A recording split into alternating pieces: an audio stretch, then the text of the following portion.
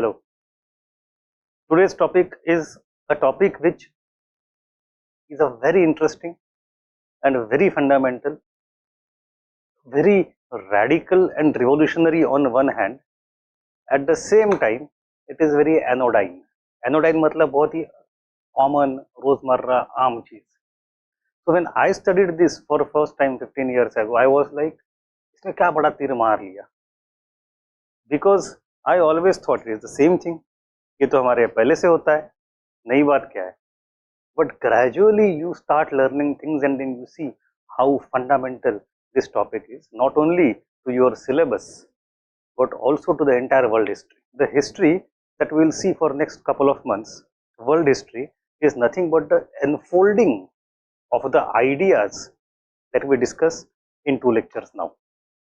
So the ideas are generated in the 2 lectures of enlightenment, and they spread across the world gradually. So UPSC का syllabus of modern India क्या है? And syllabus of how these ideas generated in enlightenment, the ideas of modern, became worldwide gradually. पूरा syllabus वही कहानी, कुछ नहीं. So the better you understand these 2 lectures, this chapter, it will be good for entire understanding of syllabus. ये एक पहली बात. दूसरी बात, what I want to say is, look at the term enlightenment. It's the first topic in your syllabus. What does enlightenment mean in our history? India में हम जब बात करते हैं enlightenment की, हम किस चीज की बात करते हैं? निर्वाण. When Buddha sat under tree of Bodhi tree or Bo tree, as they call in East Asia, उनको निर्वाण मिला.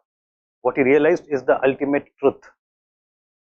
Or you look at mukti, moksha, fana, Satchidananda. The better you understand the Nirgun Brahma, you get enlightenment. मतलब इस दुनिया के आप परे चले गए, अब कोई जरूरत ही नहीं, आप ना आपको किसी की जरूरत है. That is not what the enlightenment is in this context. In the world history context, actually, especially as a period in history, the age of enlightenment, the 18th century primarily, is very opposite of that. It rather tried to bring the whole focus towards this world, towards practical utility, towards this life, away from spiritual, away from supernatural, away from the church and religion. उस सब से हट के आपको इस दुनिया की, आज की, इंसान के प्रोग्रेस की, मटेरियल कंडीशन की बात करनी है. That is the enlightenment. So enlightenment word has got a very specific meaning in the European and world history context. ये clear हो. दूसरी बात, there still is some similarity in what we think of 6th century BCE enlightenment in North India, Ganga Valley, जब we have the birth of Buddhism and many other sects which are asking questions, which are protesting, which are putting this entire socio-economic political structure to questioning. That kind of questioning, that kind of protest, that kind of rational analysis, that kind of debating culture, if you look at that, then that is same in both Indian and Western.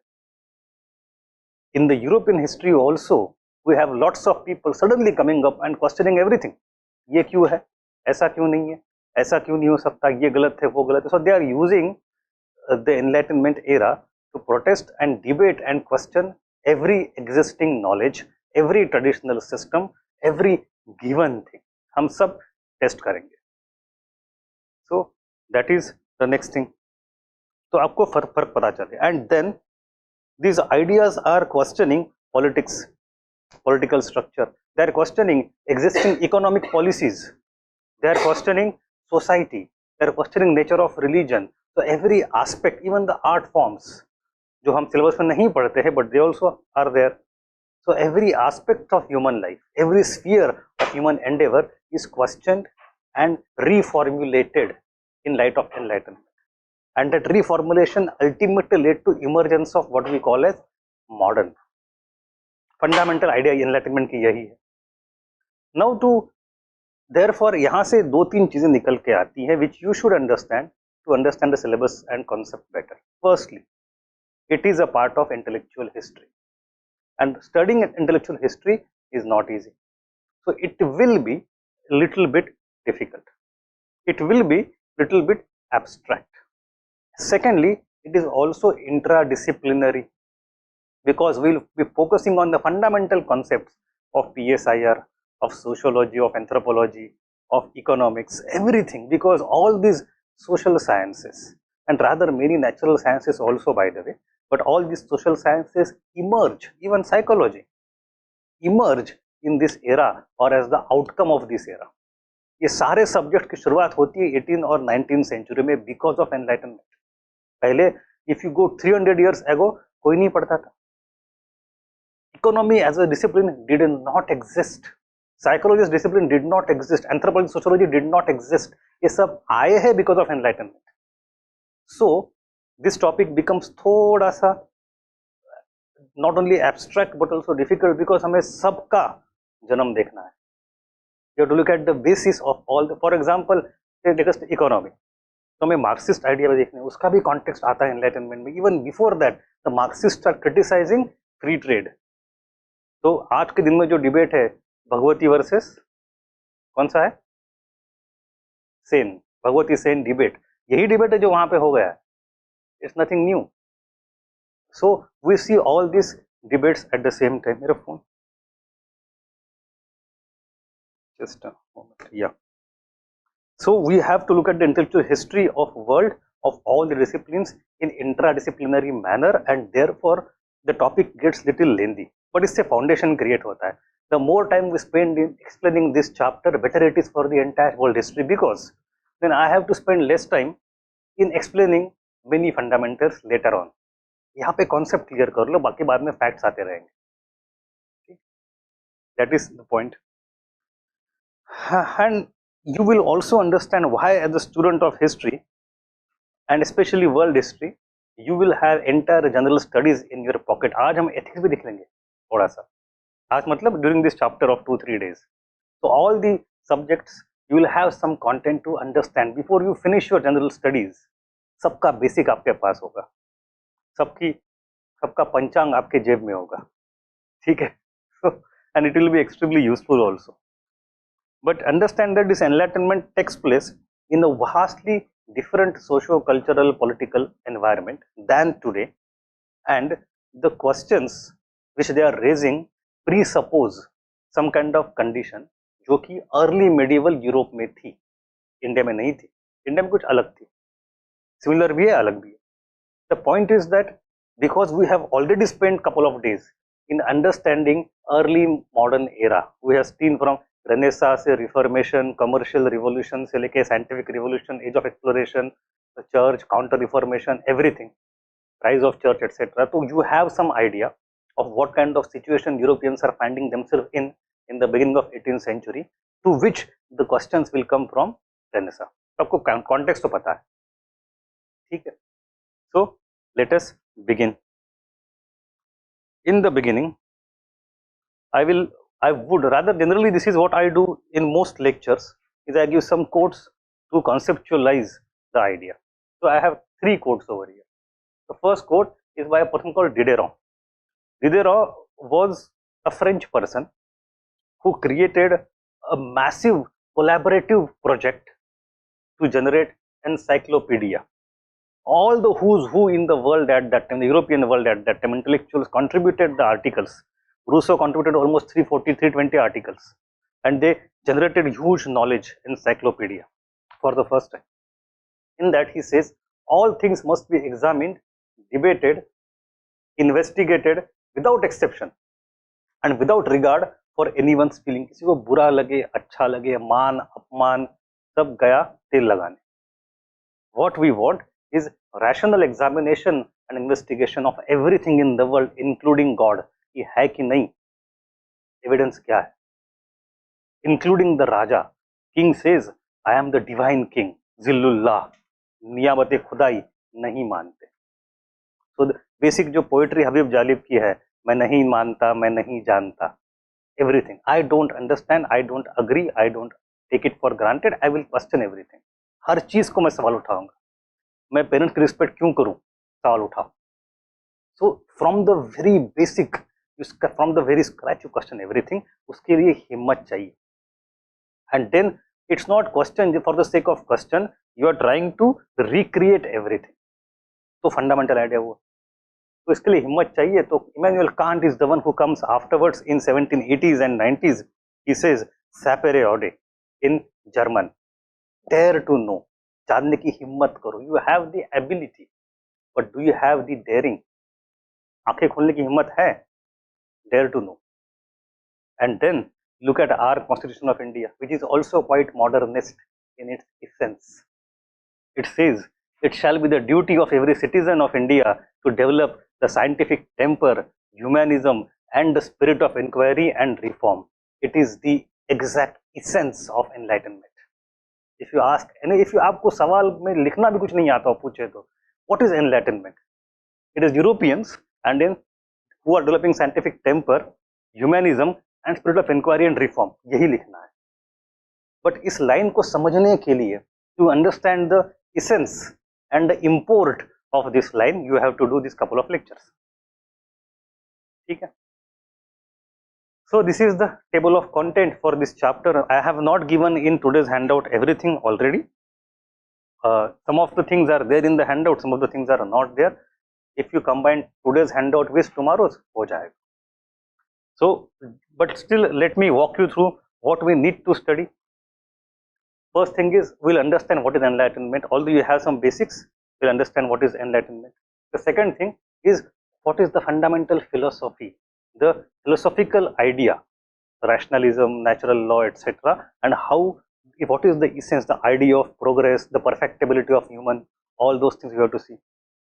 Then factors behind the rise of enlightenment, ये आई कहाँ से, historical context, how, what are the technological, material basis and what is the social basis and how this thing came into being.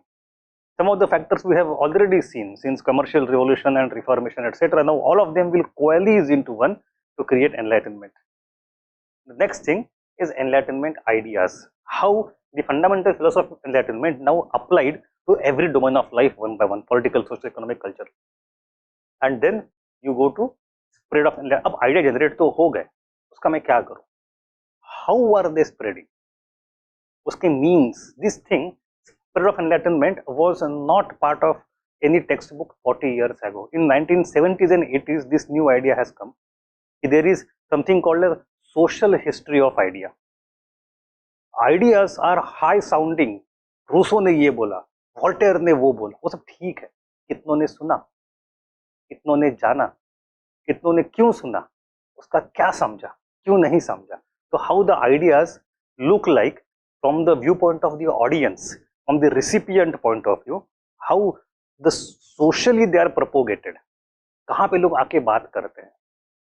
So you have to talk of those things. So spirit of enlightenment is a typical idea, and that ऐसे नहीं है कि ideas पहले नहीं थे.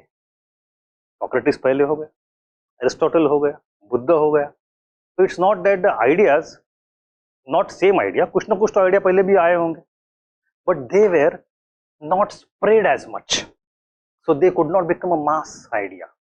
This time, for the first time in the history of the world, we have emergence of something called as public sphere, कि जहाँ पे जनता आके बात करती है equally, free, rational exchange of ideas between equals, which is unencumbered by the state and the church. Marketplace of ideas. ये phrase आई है, पता है आपको? Supreme Court of India has given that phrase. Why should there be freedom of speech? Because it is marketplace of ideas. Where is the marketplace? It is the public sphere. So even Supreme Court is talking about postmodern, so not postmodern, rather modern ideas. So we have to look at how this public sphere emerged, which led to the spirit of enlightenment. Then we go to what was the impact of enlightenment on society, politics, etc. This point is actually not a new point. It is little bit reformulation of all these points put together. If the question is asked in specific way, तो आपका answer देना possible हो. That is why I have kept it like this. Then you go to a specific topic. When you talk of the impact of ideas, this is a generic impact of ideas, but the impact also came in the form of policy change by some kings. The kings who are actually powerful, they decided कि हम अच्छी policy ले आएंगे.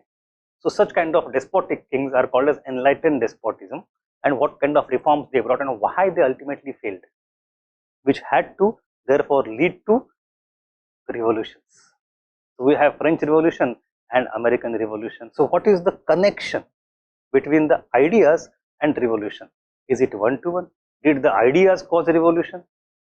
A revolution was anyway going to happen, ideas just supported them. और ideas नहीं भी आते तो भी रिवोल्यूशन होना ही होना था. This is a topic on which UPSC is very fond of asking questions. So we look at Enlightenment and French Revolution, then we look at spread of Enlightenment to colonies. This topic is especially mentioned in syllabus, and not a single question has been asked so far on this topic. So we have to study that country-wise or region-wise perspective. These things we'll study anyway in our entire syllabus over time. But here we'll get a perspective, a quick recap of entire thing, and then analytical perspective. ये भी एक नई चीज आई है. In last 20 years, we have something called as global history, of which I discussed in the first lecture. World history versus global history. In the world history, the idea is everything modern emerges in Europe, so it is Eurocentric, and then spreads to the world, and world receives it as if it is a passive consumer of the ideas. But now we know it is not. Enlightenment may have begun in 17th and 18th century Europe, but it does not बाकी लोग mood थे, not at all. In the 19th and 20th century, the ideas spread, but in their spreading, in their assimilation, in their reformulation and modification, there was not passive but active role of thinkers and intellectuals from various regions in the world. So it is a global history and not Eurocentric history. So when we discuss the spread of Enlightenment to colonies, this is a country-wise question, and this is an analytical perspective, how these ideas were reformulated, why we should not go for Eurocentric history. And then limitations and Enlightenment, criticism of, this is also a question which has not been asked so far. But it is a very fundamental question, because from the very beginning, some thinkers started to criticize and bhai ye kya bakchodi hai? This is not correct. And then from the 18th century to early 19th, late 19th, early 20th, late 20th, as the Enlightenment idea gained ground, as they become more and more fundamental, there is opposition on various grounds. Initially, in the 19th century, in the first half of 20th century, opposition generally comes from the so-called right wing. We want to go back to nature. We want to go back to past. Past is glorious. We want to go back to our emotional aspects. But then we cannot reject God. All these things. We cannot reject tradition. Then after World War II, enough was enough. So now Enlightenment will be blamed for all the reasons which are connected to the problems of modernity. आप ही ने industrial revolution लाया, आप ही ने environmental degradation किया, आप ही ने exploitation of labour किया, आप ही ने रेसिज्म लाया, सब कुछ जो है, all the problems of modernity are now put at the feet of enlightenment, उसको जिम्मेदार ठहराया जाता है. So we have something called as post modern. तो उनकी बात होती है. So how from late 18th to late 20th century, 200 साल में क्या क्या डिबेट आए about enlightenment, किसने किसने criticize किया, on what basis, on what ground, we have to look at that as well. That will make our entire syllabus of enlightenment. Now of all these topics, so far UPSC asked question on fundamental philosophy, what is the meaning of enlightenment. UPSC has asked questions on these ideas of enlightenment. UPSC has not asked factors behind, वो topic untouched है, आ सकता है. UPSC has not asked spread of enlightenment to colonies, आ सकता है. What UPSC has asked multiple times is enlightenment despotism. It has asked twice at least. It has asked connection between enlightenment and French Revolution multiple times. So some topics are hot button topics and some topics are very important but not asked. So we'll do all of them. ठीक है. नमनाला घड़ी भर तेल, that is what is Shrimad, कि शुरू में ही आपने भगवान को इतना तेल डाल दिया पूजा करने के लिए, पूजा शुरू कब करोगे. So let us start the lecture. ये बंद हो रहा है, I don't know how to. हाँ,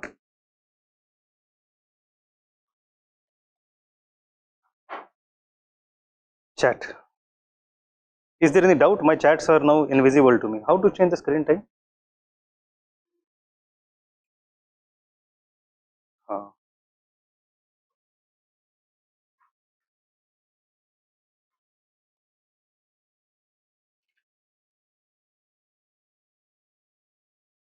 No question, no chat. Okay, let us move on. क्या हुआ? नहीं हो गया, कोई problem. So let us start with the very basic idea of enlightenment. What is the meaning of enlightenment? The term enlightenment refers to real awakening. अब आंखें खुल गई, real awakening. The age of enlightenment in European history was the age of cultural, intellectual and philosophical movement. Now this question of what is enlightenment is asked by not you and me, but by the great philosopher of the era, Immanuel Kant. Immanuel Kant was a German idealist philosopher. मतलब he came in the tradition of German idealism rather. उसके बाद में भी आती है वो, लेकिन ठीक है. He wrote a small chapter, small thesis called What is Enlightenment. I will give you printout tomorrow. 2 पन्ने का ही है, बड़ा आसान है, बड़ा इंटरेस्टिंग है. We have to study that in detail because UPSC ने syllabus में what I have not mentioned here, what we'll be studying tomorrow is 2 specific thinkers, Rousseau and Kant. They are mentioned in syllabus. We have to study them in detail, and on them also you will get a question every year, at least one question. So दोनों को पढ़ना है. So to study Rousseau and Kant itself would take almost more than 2 hours of a specific lecture.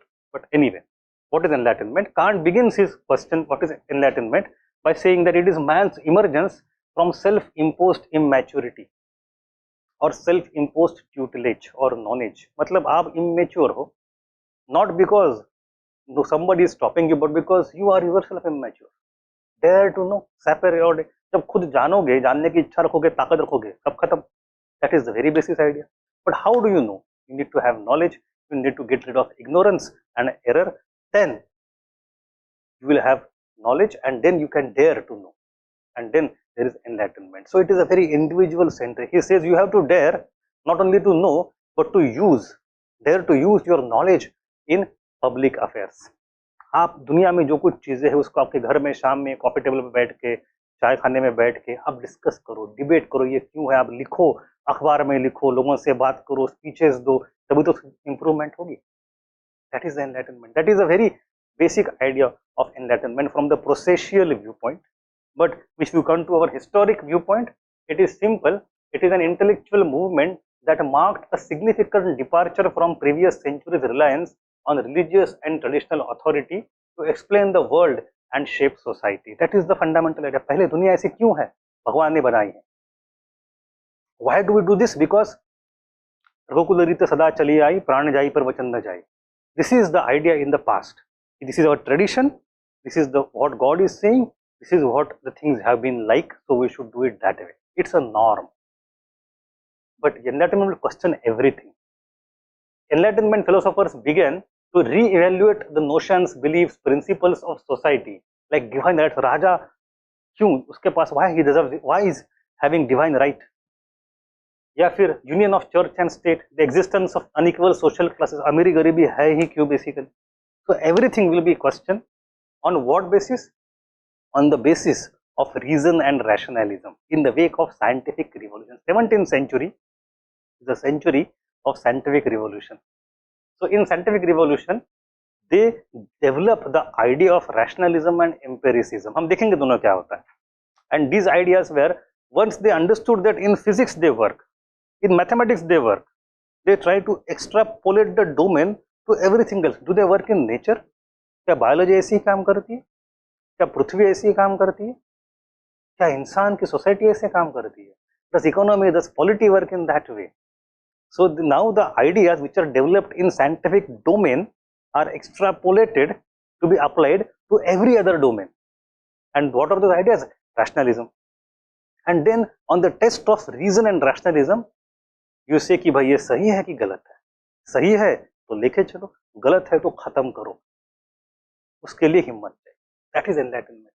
So on the touchstone of the reason, they found the traditional values and institutions oppressive, divisive and inefficient. Like in 19th century India, we say we have socio religious reform movements. क्या है वो? That is the enlightenment. Caste system गलत है, तोड़ दो.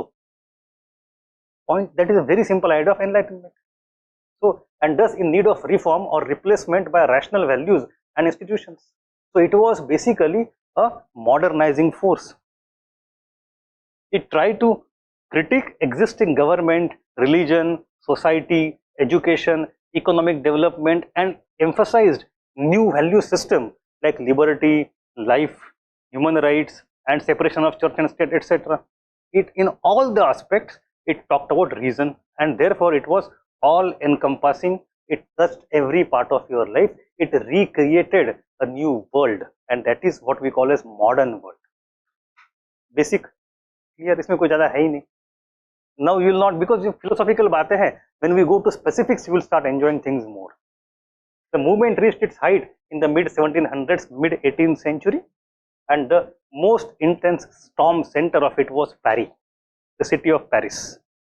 यहाँ से it did not start in Paris. Some people say it started in England, then it came to Paris. It's okay, from wherever it may have started, but Paris became the most important hub, most important city of such kind of cultural ideas, from where it emanated everywhere. So enlightenment, प्रकाश सब जगह आया, प्रबोधन पर्व as it is called in Hindi.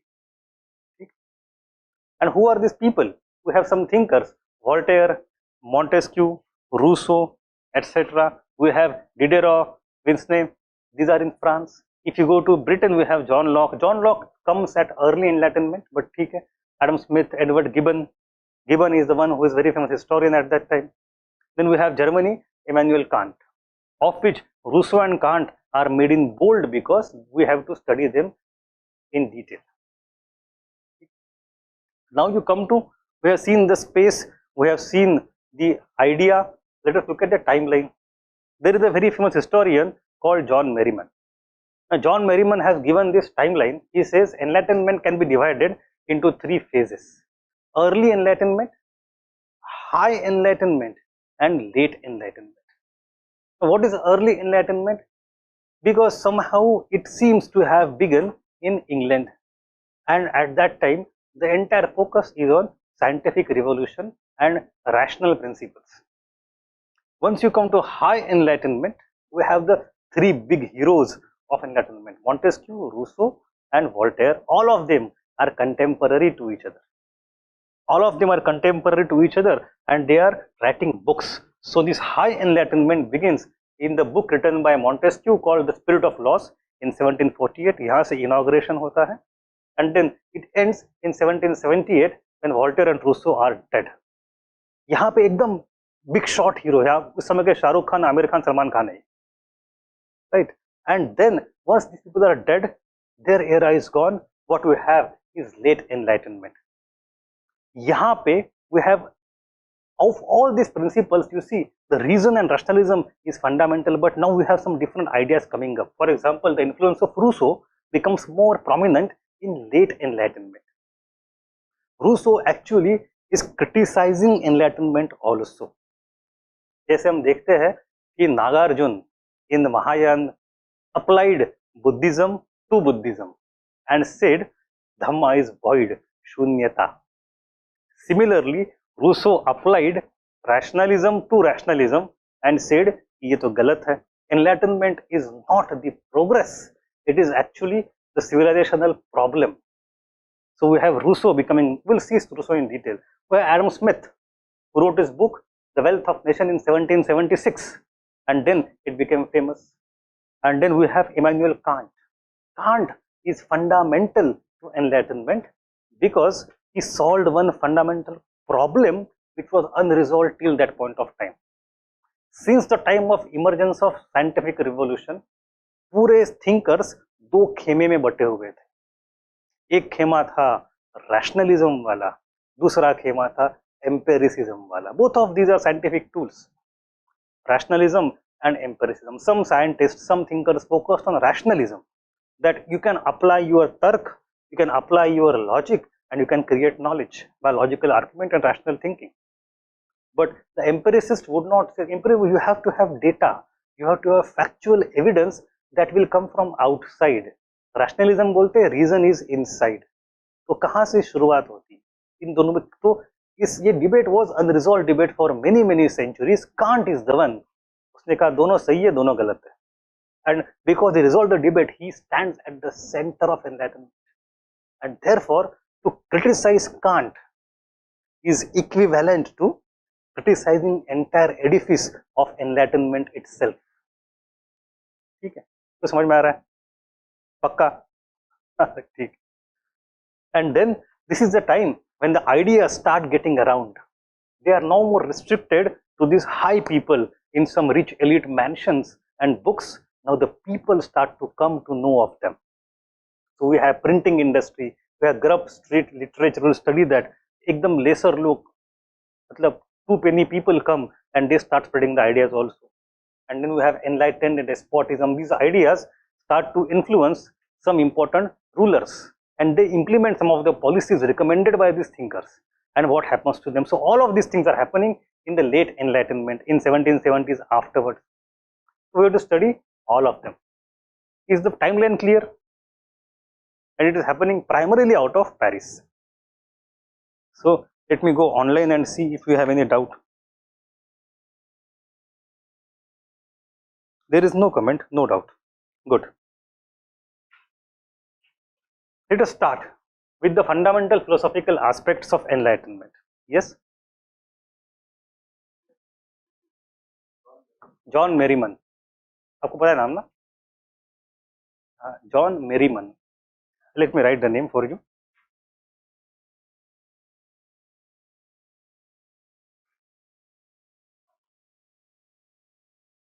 खुल जा SIM SIM.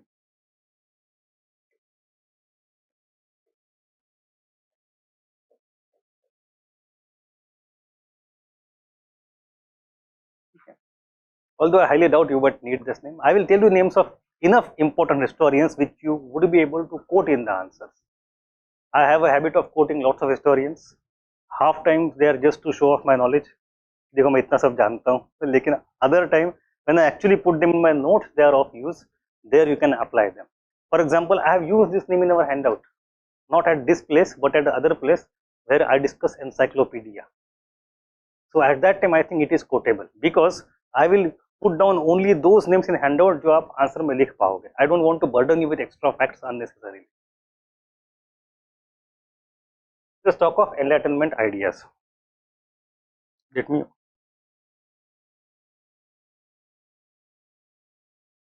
The first idea is rationalism. Fundamental idea. You have that in your handout also, but let me explain. Now, rationalism, as I said, is your critical inquiry, spirit of critical inquiry. And this rationalism became prominent as an outcome of scientific revolution, that you don't accept anything by default because of the blind faith. For example, पहले मानते थे, as I told you, कि there is apple falling down. क्यों नीचे ही क्यों गिरता है, ऊपर क्यों नहीं जाता? Why doesn't it go in the sky? Why does the apple fall down only? If you ask the authority would be church. Church क्या बोलेगा? Because भगवान चाहता है, खुदा चाहता है कि आपको न्यूट्रिशन मिले, तो ये आपके ऊपर उपकार है, खुश हो जाओ. But Newton would say no. Newton was believer in the God. He was not atheist, but he said it is because of gravity. Earthquake क्यों होता है? Earthquake होता इसलिए है क्योंकि भगवान ने देखा पाप बहुत हो गया. In India, in 1930s, we had a big earthquake in Bihar region. Hundreds of thousands of people died. At that time, Gandhi had said the same thing, that because of the sin of untouchability in India, भगवान ने हमें सजा दी है. तो ये मतलब he was trying to give a moral reason, but it was completely unfounded and unscientific. So Tagore attacked him like anything. क्या nonsense बात कर रहे हो? Likewise, if you see in 1660s, we have an earthquake in Istanbul, in Constantinople, and when thousands of people died, everybody said, खुदा का प्रकोप हुआ है, because the God has got sad and angry, पाप बढ़े हैं. But in 1750s, exactly 100 years afterwards, we have another very famous earthquake happening in Lisbon, this time on the other side of the continent, Europe. And then in the wake of that earthquake, huge tsunami also came. So because of earthquake and the consequent tsunami, literally tens of thousands of people died. At that time, People asked why this happened. Church ने कहा because पाप बढ़ गए थे, लेकिन अब लोगों ने नहीं माना. Now people don't listen to it. Now they say क्या बकचोदी कर रहे हो, दिस इज नॉट ट्रू. अगर ये सही होता तो in the earth more churches are destroyed but more brothels have survived. तो पाप पुण्य की बात आई कहां से? ये नेचुरल फिनोमेना. तो this is how there is the mysteries of the earth, mysteries of the nature are unveiled by science. Man becomes disillusioned with religion कि भाई ये तो बता रहे हैं 1 2 3 कारण, वो तो है ही नहीं, तो इसमें सच क्या है झूठ क्या है. Some people who are very skeptic, they started asking सब कुछ झूठ है. They became very skeptic. Entire religion is superstition for them. For other it was not that. For many of them it was not that. They believed in God, but they did not believe in the version of the God told to us by church. That is the point. So reason was applied and people got emboldened to apply the reason, because for example Bible would say आप चलते जाओ चलते जाओ चलते जाओ, end में the earth will end, you will fall down, the earth is flat, it ends. ऐसे हुआ ही नहीं, earth निकली गोल.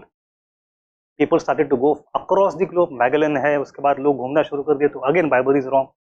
If you talk about for example geocentric model, in many civilizations including in India in some parts, you had that belief that Prithvi is the center of the world.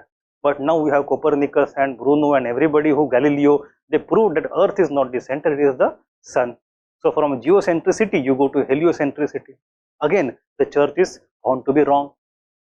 So in nature, in science, lots of things were found out by science which go against the explanation given by, तो उसके बाद हिम्मत बढ़ती गई. And then you start applying reason to everywhere. That is the first point of rationalism, scientific invention. So efficacy, अब लोगों की हिम्मत इतनी बड़ी, dare to know that they apply logic everywhere. So rationalism is the first base. What is the second principle? पता है no? Natural law. Now what is a natural law? Once you start applying reason and rationality to everything, you assume, rather you start finding out everything as rules of law. मतलब हर चीज एक कानून के अनुसार चलती है. Nature, biology, chemistry, zoology, physics, all physical things work in some specific law. So people started presuming if it is true for hardcore science, it may also be true for social science. तो यहाँ भी इनके कुछ कानून है, कुछ उसूल है जो नेचुरल है. Natural means they are there inherently, because of it, by default they are not created by humans. When humans create law, what we have is a positive law. तो अगर आप कोई कानून बना रहे हो, पॉजिटिव लॉ, पार्लियामेंट आपकी पास कर रही है, that positive law must be in accordance with natural law. अगर नहीं है, if it is contravening the natural law, then the positive law must be changed. If there is despotism, if you don't have right, as all of you are my subject, you don't have rights, in that case it is going against the natural law, because natural law says right to life and liberty is there, natural rights are. So यहाँ से शुरुआत होती है. Example, India में in Vedic era we have a concept of, we have studied Vedic religion. बताइए.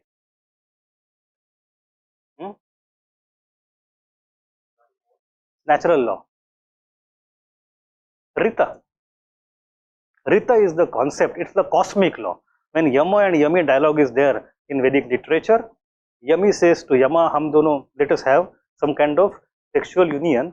Yama says, no, you are my twin sister. If we have sex, it will be against the natural law, against the Rita, because it will be unjust. तो हम नहीं कर सकते. So that is the point, that some things are eternal, unchanging, they are not created by human and neither God. They cannot be challenged. Everything has to function in accordance to that. Natural law creates morality also. So political, social, economic, religious, every law has to subscribe to natural law. अब natural law क्या है? What is natural law? How do we know that? By applying reason and rationality. That is the idea. And natural law actually over time gave to birth to natural rights, and then in future it also emerged to the birth of human rights. In the 20th century, human rights आते कहाँ से? यहीं से. Inalienable natural rights concept यहीं से आती. So this is actually a very useful and important and fundamental gift of modernity to this world, enlightenment to this world. Human right की concept यहाँ से आती है. Then the third thing is humanism. ये चीजें थोड़ी सी एब्स्ट्रैक्ट है, but इनको समझ लो तो अच्छा होगा. Humanism. Humanism is, as I said, the crux of enlightenment. It undermined the role of religion and emphasized the power of man. यहाँ पे देखो दो चीजें हैं. Humanism has a presumption that by default the nature of man is good. He is not a sinful creature. जो church कहता है कि आप पापी हो, पाप से मुक्ति मिलना ही आपका कर्म है, नहीं. By default man is good. His nature is good. He is not sinful. Agar if there is some problem in humanity, it is not because of its inherent nature, but because of the institutions around it. Religion, political structure, economic structure, social structure, they are the ones who are creating the problems to make life difficult for man. तो उनको change करना है. So reason will help us to assess the efficacy of all other social institutions which can be changed to bring back the goodness of man. And to what extent that goodness can come back? To the ultimate extent. It can be a perfect thing. There is always a scope for betterment of human being by changing the institutions. धर्म बदलो, समाज बदलो, political structure बदलो, इंसान की बेहतरी होगी. On what basis? Rationalism. So you have humanism as the basis. Then you have the fourth thing, importance of individualism. If humanism is at the level of society, individualism is at the level of individual. उसकी इज्जत होनी चाहिए, human dignity. अब look at us in India. We come from the society which is not yet individualistic. In the West, it is very individualistic. Sense of privacy. घर में जाके एक दरवाजा बंद करके कमरे बैठना, हमारे अभी भी लोग देखेंगे आप दरवाजा क्यों बंद किया है, you are part of a family. But in the West, it is a norm. A father, before entering the room of a son, would do tuck tuck. क्या मैं अंदर आ सकता हूँ? Because he has right to privacy, he is individual. If he wants to take a decision to marry somebody from different caste, different race, different religion, it is his decision. Father or mother cannot do anything. हमारे यहाँ तो बात करके देखो घर पे, है ना? Even if you North India person says कि I want to marry a boy or girl from South India, तो हाहाकार हो जाएगा. दिल्ली में आपका घर है क्या बताओ, जमीन है क्या बताओ, शुरू हो जाएगा. It's not that easy because we are not individualistic society. वहाँ पे है. So that thing comes from industrial revolution. That thing also comes from the philosophical basis of enlightenment, individualism. So individual has rights and they have to be protected. So, and they have their own ability to judge what is right and what is wrong. So look at our constitution also. We have fundamental rights. Except for the last 3 or 4 fundamental rights, all of them are about individual. They are not about group rights or community rights. We have 25, 29 alag hai end mein. Only those are about communities. Rest of all of them are about individualism. If you want to talk of community, go to DPSP. Again, our constitution is a document of modernity, document of enlightenment. Okay. Then you go to 2 fundamental concepts which are actually in sabse hatke and pare. The first thing is belief in the idea of progress.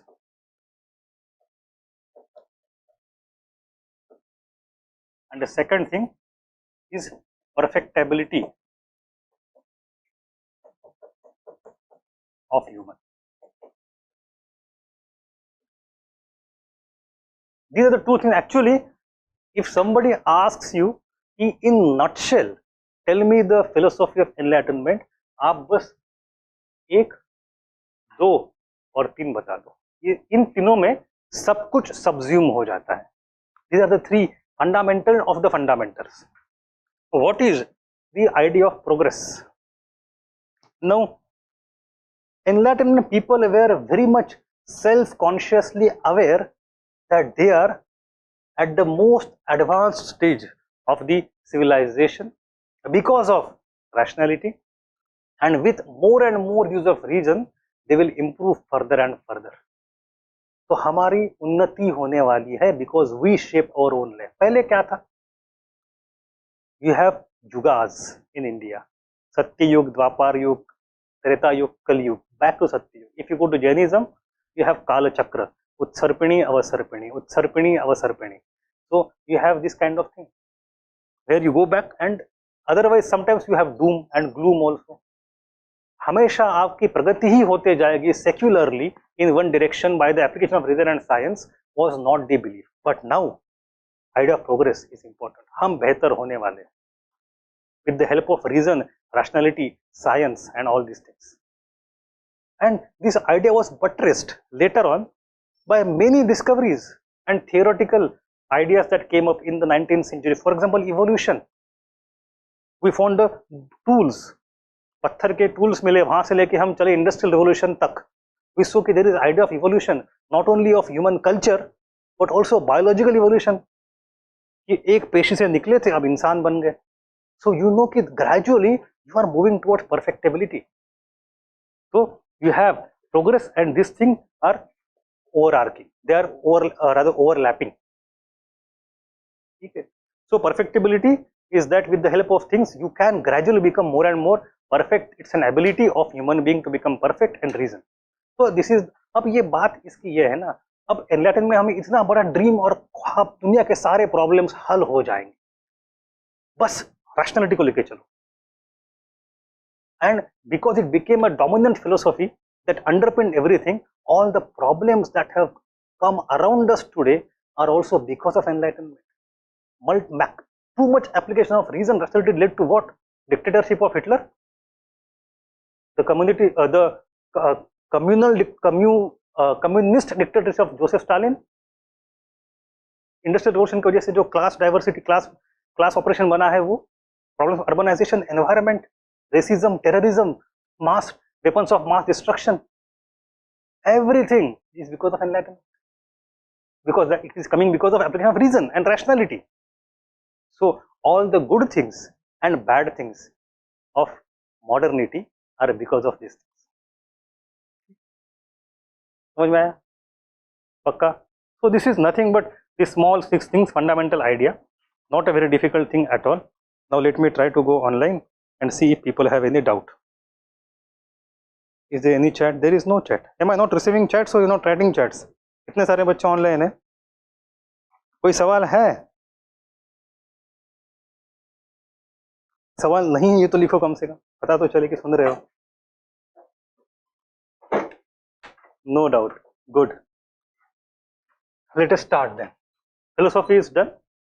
Let us go to the historical analysis now. What is the reason of the emergence of enlightenment?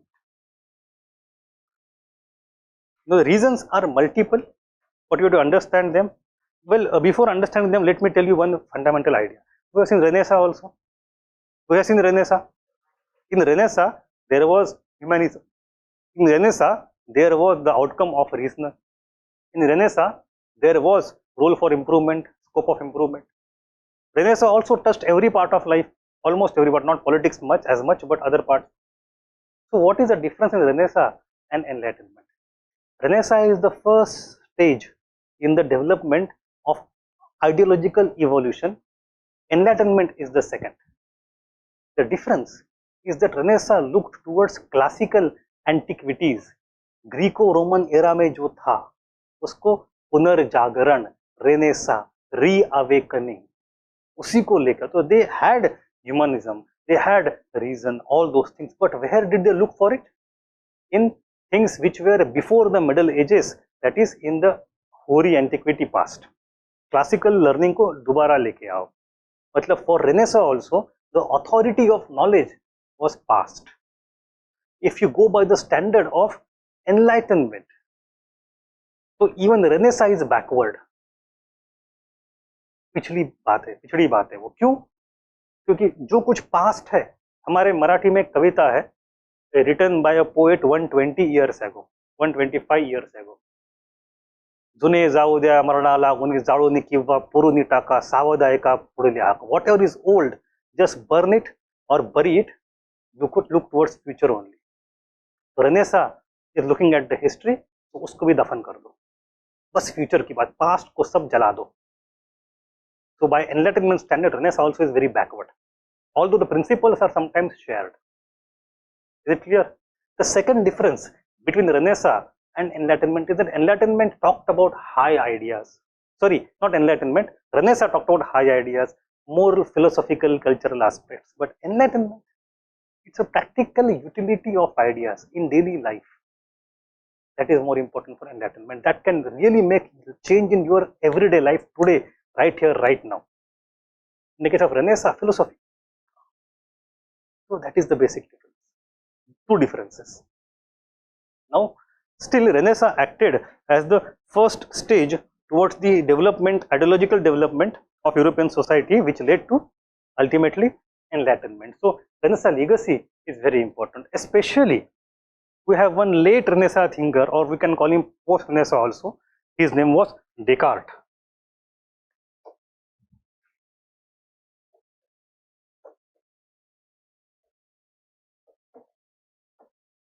We don't have time and scope and need to go into the philosophical evolution of the Western philosophy, but this person is very important, René Descartes. You know Cartesian geometry, इसे तो आती है x and y axis, इसी ने बनाया हुआ है x y z axis. So he is the mathematician.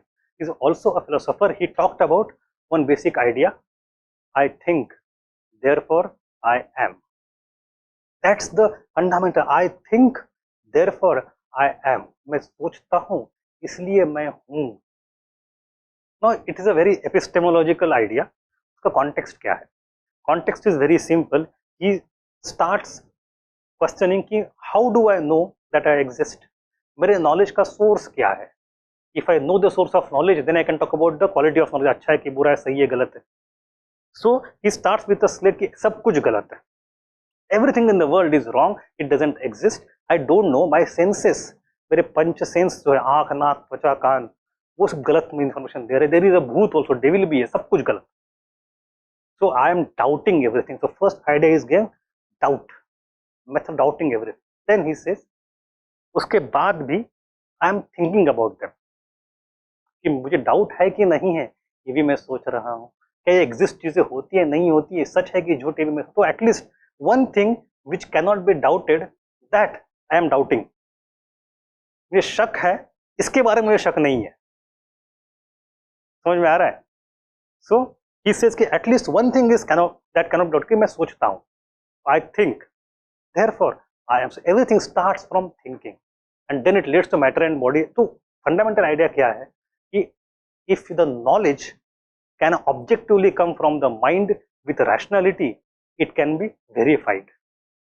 तो rationality की शुरुआत यहाँ से होती है. उसका philosophical context, philosophical basis देता है कौन? Descartes. And then in the next century, in scientific revolution, it becomes very important idea because it is applied then to everything in scientific world. So we have René Descartes giving us, I think, therefore I am, and therefore encourage critical thinking and rationality. And then you have scientific revolution coming up. Now scientific revolution, as I said, is the intellectual foundation. Enlightenment was deeply indebted to the technique of science, rationalism, and science became the basis of it.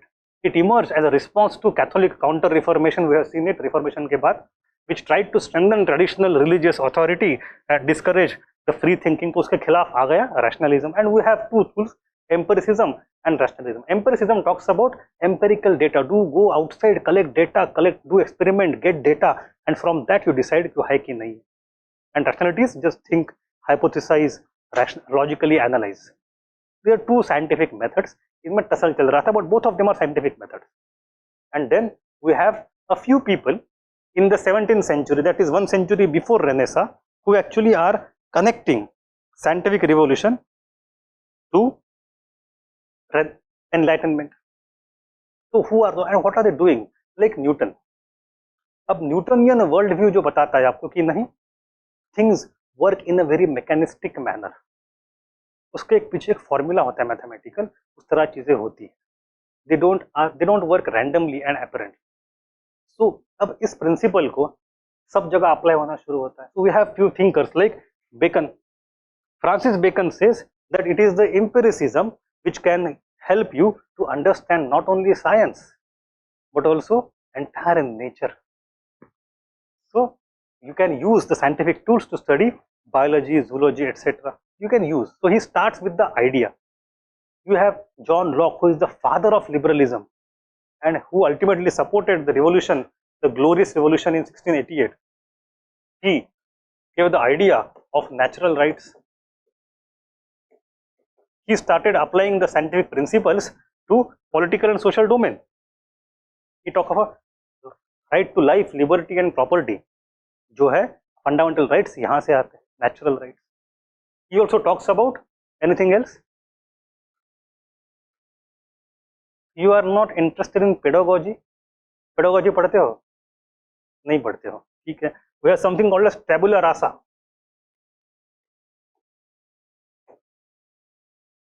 Blank slate. कि जब इंसान का जन्म होता है वो खाली slate की तरह होता है, blank slate. On that you can put. हमारे यहाँ बोलते हैं बच्चे मिट्टी की तरह होते हैं, उनको जो घड़े का शेप देना है आप दे दो कुम्हार की तरह, जो टीचर करेगा बच्चे बनते जाएंगे. So originally inherently they don't have anything, it's blank slate. So that is what is idea. So educational philosophy, again reason how to shape society. And then you have the third thing that comes from him, and that is a social contract. We'll discuss that social contract tomorrow in detail. But he is the one, his ideas supported the revolution of 1688, glorious revolution in England. So you have John Locke, therefore, because he started to apply these scientific principles to political structure and social structure, some historians claim that that is actually the beginning of enlightenment happening in England, and then it came to France. तो कुछ लोग यहाँ से शुरुआत मानते हैं from 17th century. It's okay. Then we have Spinoza as well. Spinoza came with concept of pantheism. And what is pantheism? ये पता है, मतलब ये थोड़ा सा आपको इतने सारे नए नए शब्द आएंगे ना. Why? Because in your entire life you have not studied anything much. तो होता क्या, फिलोसॉफी के भी, पॉलिटिकल साइंस के भी, सोशियोलॉजी के, एंथ्रोपोलॉजी के, इकोनॉमी के, these terms are very basic in those particular disciplines. But because as student of history हमें सप्ताह पढ़ना है, सब बेसिक. बट उसमें मजा है, हिस्ट्री की चाहत और हिस्ट्री का मजा उसी में है. Anyway, pantheism is nothing but a vision of God. ऐसी दुनिया के बारे में सोच जो समझती है दुनिया में सब कुछ गॉड है, एवरीथिंग इज गॉड. समझते हो डिफरेंस? पता है? There is concept. शंकराचार्य ने क्या कहा था? और शंकराचार्य सेड अद्वैत. ठीक, अद्वैत. तो उसमें Advaita is called as monism and this is pantheism. What is the difference? If both of them are saying everything is God, Atman Brahman एक ही है, he also says कि everything is God. What is the difference? In monism, if Atman and Brahman are one and the same, everything else is Maya. सब कुछ झूठ है, बस एक ही सच है, वो सच है, भगवान. In this also एक ही सच है, भगवान, but एक सच is everything. You, me, ये कुर्सी, टेबल, AC, लाइट, कॉफी, सब कुछ भगवान. Everything is God. Nothing is untrue. यहाँ पे everything is untrue but God. Difference. So pantheism as a philosophy went quite against the idea of God as given by church, but it was very rational. And then we have Buffon. Comte de Buffon actually started to study zoology, botany, etc., and started to write understanding of that zoology, botany, all the natural things, and wrote books on it. So application of scientific principles to study natural sciences and thus challenged the religious belief कि भाई ये तो ऐसे, इसका यहाँ पे scientific principles apply होते हैं. So all these people, Bacon, Locke, Spinoza and Buffon, who came in 17th century, they are the ones who start applying the scientific rational principle outside the domain of science to natural science or society or politics. ये actual शुरुआत है of enlightenment. These are not the biggies. Apart from Locke, others are not the biggies in our history. हमारे biggies कौन है? Montesquieu, Voltaire, Rousseau. But ये उनके पूर्वज है, predecessors, या you can call them precursors. So this is one thing that we have, is beginning of the application of scientific principle to society by these people. Then you go to the next thing, not only that, the people, some of the thinkers are applying the principle, even the attitude, the generic attitude of European society as such is changing. And why is that? Because of the changes that were brought, that we have studied in last 2 days one by one. For example, we have travel and exchange of ideas, increased travel, people go, there is discovery of world, discovery of civilizations. Sometimes you go to some other society and see, bhai ye society to alag hai. So there can be multiple types of social structures. The value system they have is different.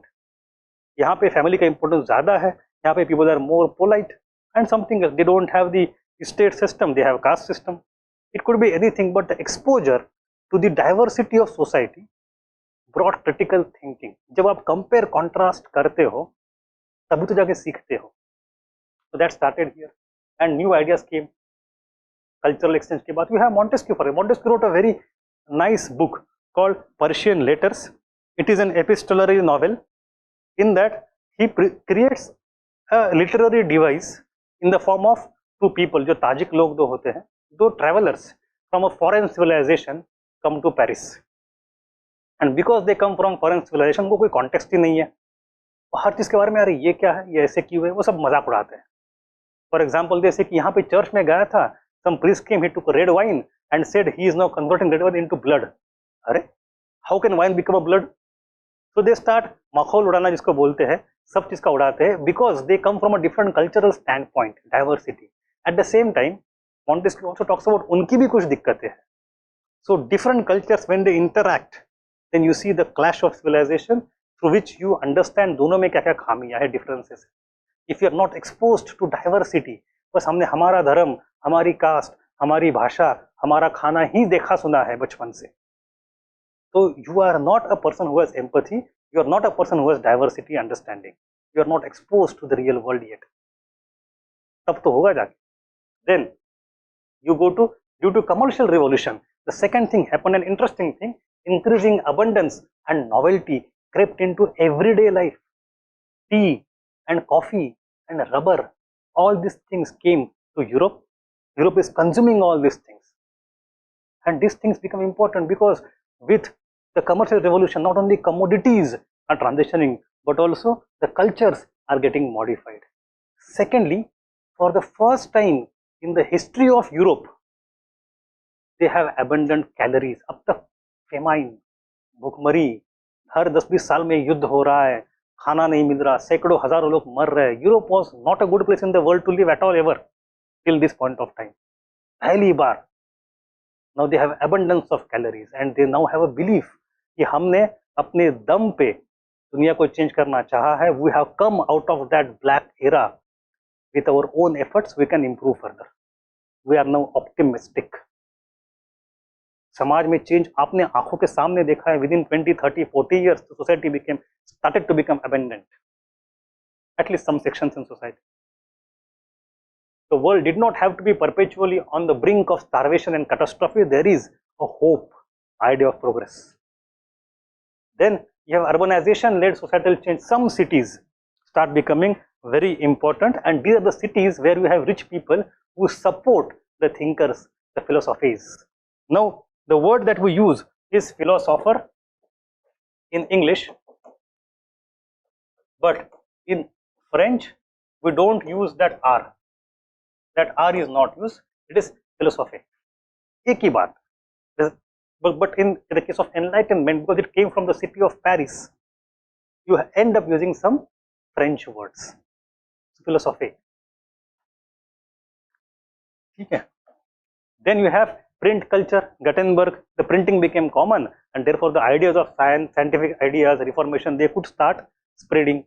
ये भी एक बात है. And then you have reduced influence of Catholic Church due to Protestantism, which we have already seen, Reformation, and then we have 30 Years' War and Treaty of Westphalia, which ultimately created the nation state separately. We have seen that also. So the influence of church is reducing. Church क्या कर रहा था? Church was controlling the thought कि आपने ये publish नहीं करना है, आपने ये नहीं सोचना है. Inquisitions लगा के, they had an index, index biblio something.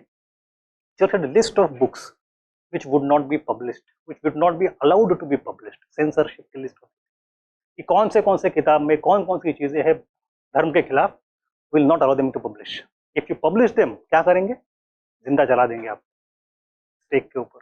तो religion was, there is a inherent conflict in European civilization between religion and modernity, religion and science. So when you say you are a modern in European concept, you means you hate religion. When you say you are enlightened person, it means you are against the tradition. India में हम ऐसे binary में नहीं सोचते. Enlightenment thought, enlightenment rationalism is the one which has created such binary thinking. एक तो उस तरफ या इस तरफ, either with us or against us. एक तो भूतकाल की बात करो, धर्म की बात करो, परंपरा की बात करो, या भविष्य की बात करो, दोनों को साथ में लेकर चलने की बात करते ही नहीं है. Such kind of radical thought is there in enlightenment, जो हमें अच्छा, इंडिया में तो we don't like completely. हम दोनों को साथ लेकर चलने की कोशिश करते हैं. Then the Enlightenment took place during the period of social and political change, including the rise of absolute monarchies and the concentration of power in the hands of a few. We have also discussed from 1500 to 1800, there is gradually the rise of national monarchies. Let me discuss it thoda sa again in a different context. We have the king, we have feudal lords and universal church, and we have discussed that these are the three institutions which created the medieval black ages, dark ages. With all this early modern era, we have emergence of a new entity in this. Here we had common people. Now common people are voiceless, powerless, hapless, helpless, hopeless. तो उनकी बात ही हम नहीं कर रहे हैं, उनको तो पहले काट दो. They start becoming important in 19th-20th century only with the rise of democracy. वो उनकी बात ही बाद में आएगी. But from common people there emerges a new class at that time, that is middle class. Mercantile class with commercial revolution, everything. Now इन तीनों में तसल चल रहा है. The king found that if I want to become more powerful, I have to reduce the power of church, I have to create national boundaries and create Protestantism, and then I can enhance my power with the help of bureaucracy and army. Only then I can be independent of feudal lords. But to create bureaucracy and army, what I need money. Money कौन लाएगा? Money कैसे आएगा? Through commercial revolution. जो कौन ला रहा है? Middle class. तो हमें इनसे दोस्ती बनानी है. Middle class on the other hand thought, I need to progress, I need support of the king. तभी तो मैं discovery करूँगा, व्यापार करूँगा, tax laws होंगे, protection होगा, regulation. I need support of king also.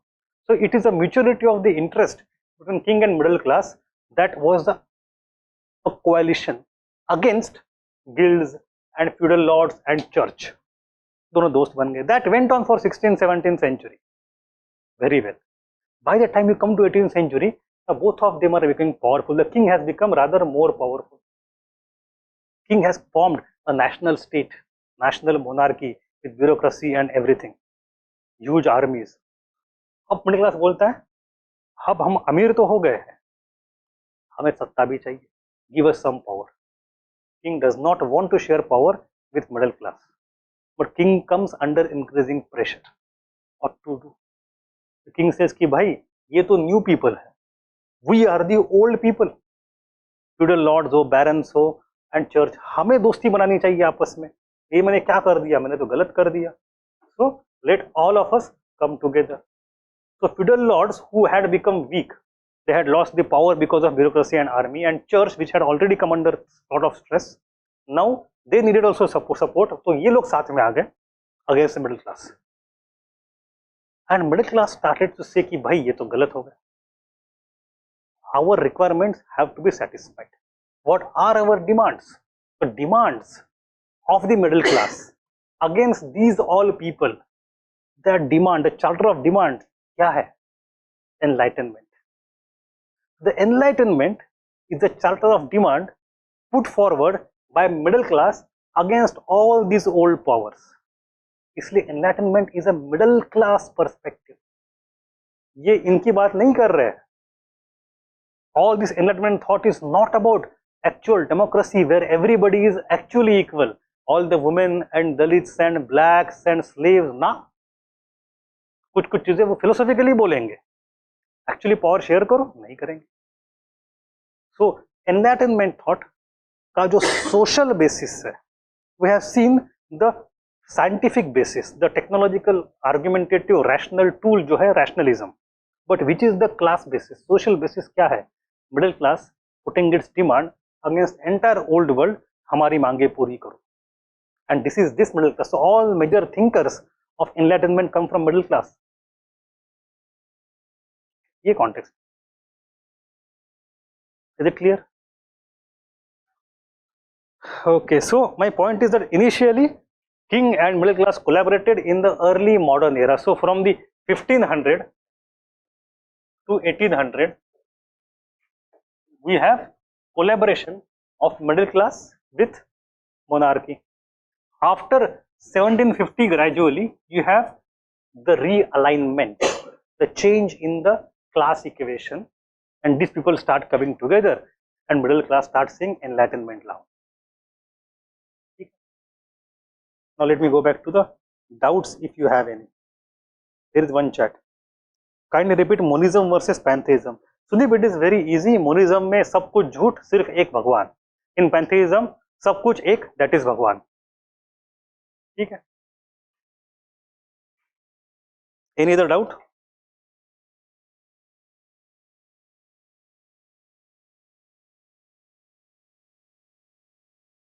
Okay, let us move on. Now comes the interesting part, the real domain specific ideas of enlightenment.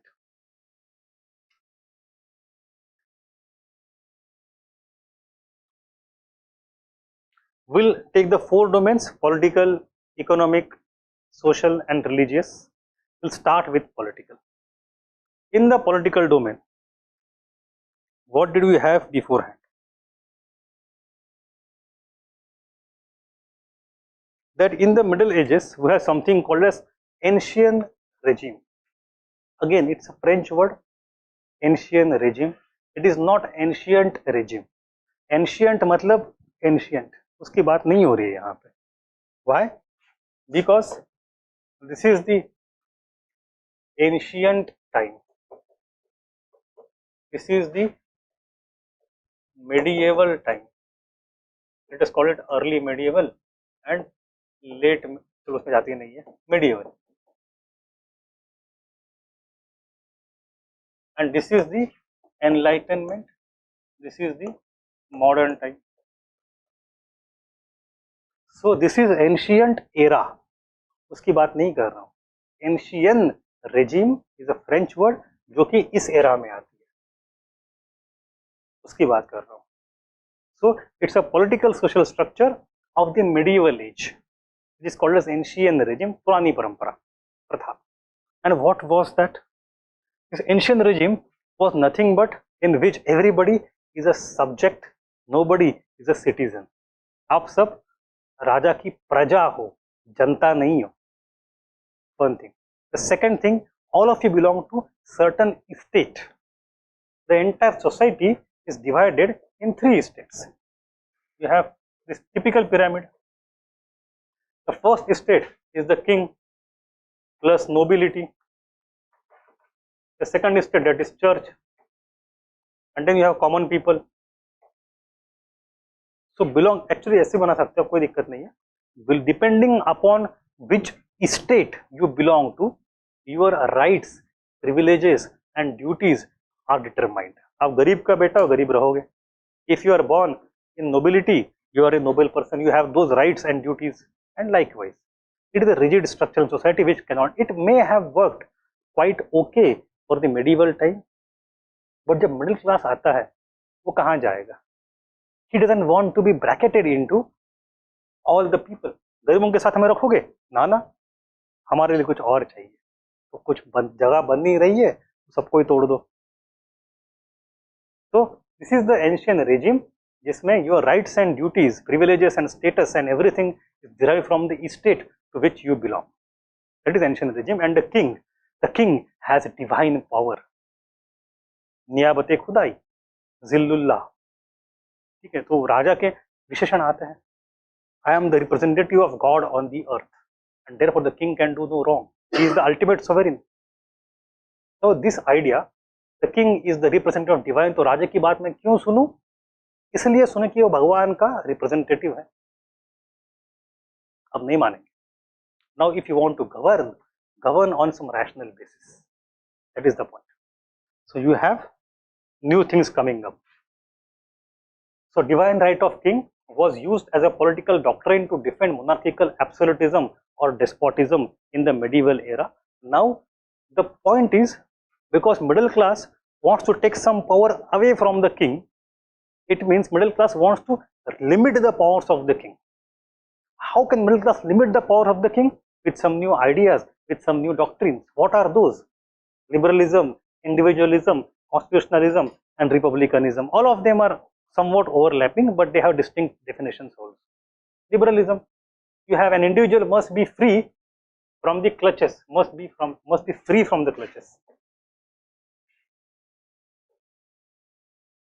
Free from the clutches of institutions like state, society and church. It believes that no control of any kind must be imposed on free thinking.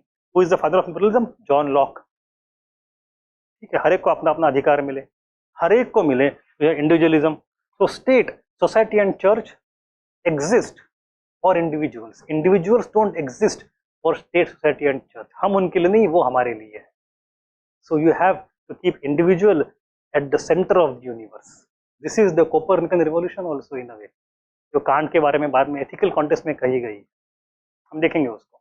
The point is that religion, church exist for me and not vice versa. Then you have constitutionalism. What is constitutionalism? Government power are limited and defined. It has to be explicitly given what government can do and it can not do. उसके परे government जा नहीं सकता. That is constitutional. What is government? It could be democratic government, it could be monarchical government, no problem. So you have constitutional monarchy also. If there is a king who is not elected, who is dynastic king, but his powers are dispensed with the help of some document. ठीक है? So it is constitutional monarchy, like in the case of England.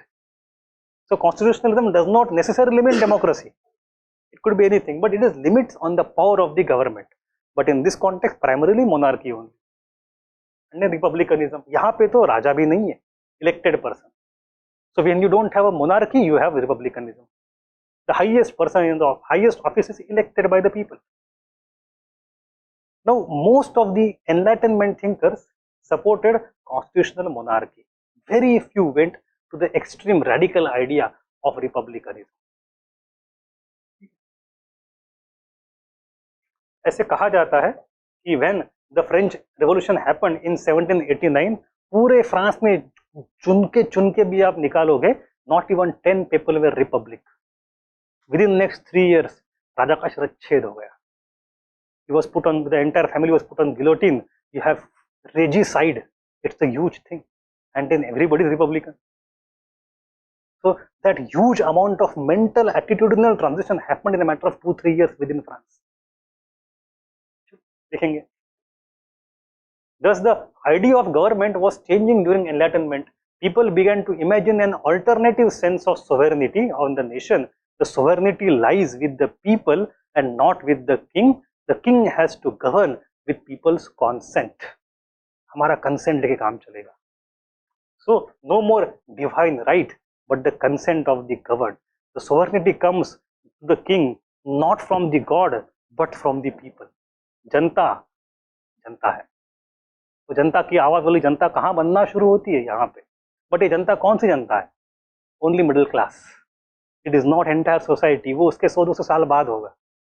That story is the story of mass politics emerging in 19th and 20th century. So this is at the level of ideas. But what about at the level of specific reforms? So what are the exact demands of middle class at that? The first demand comes in the context of separation of power. Now what is separation of power? Because the main thinker here is Montesquieu.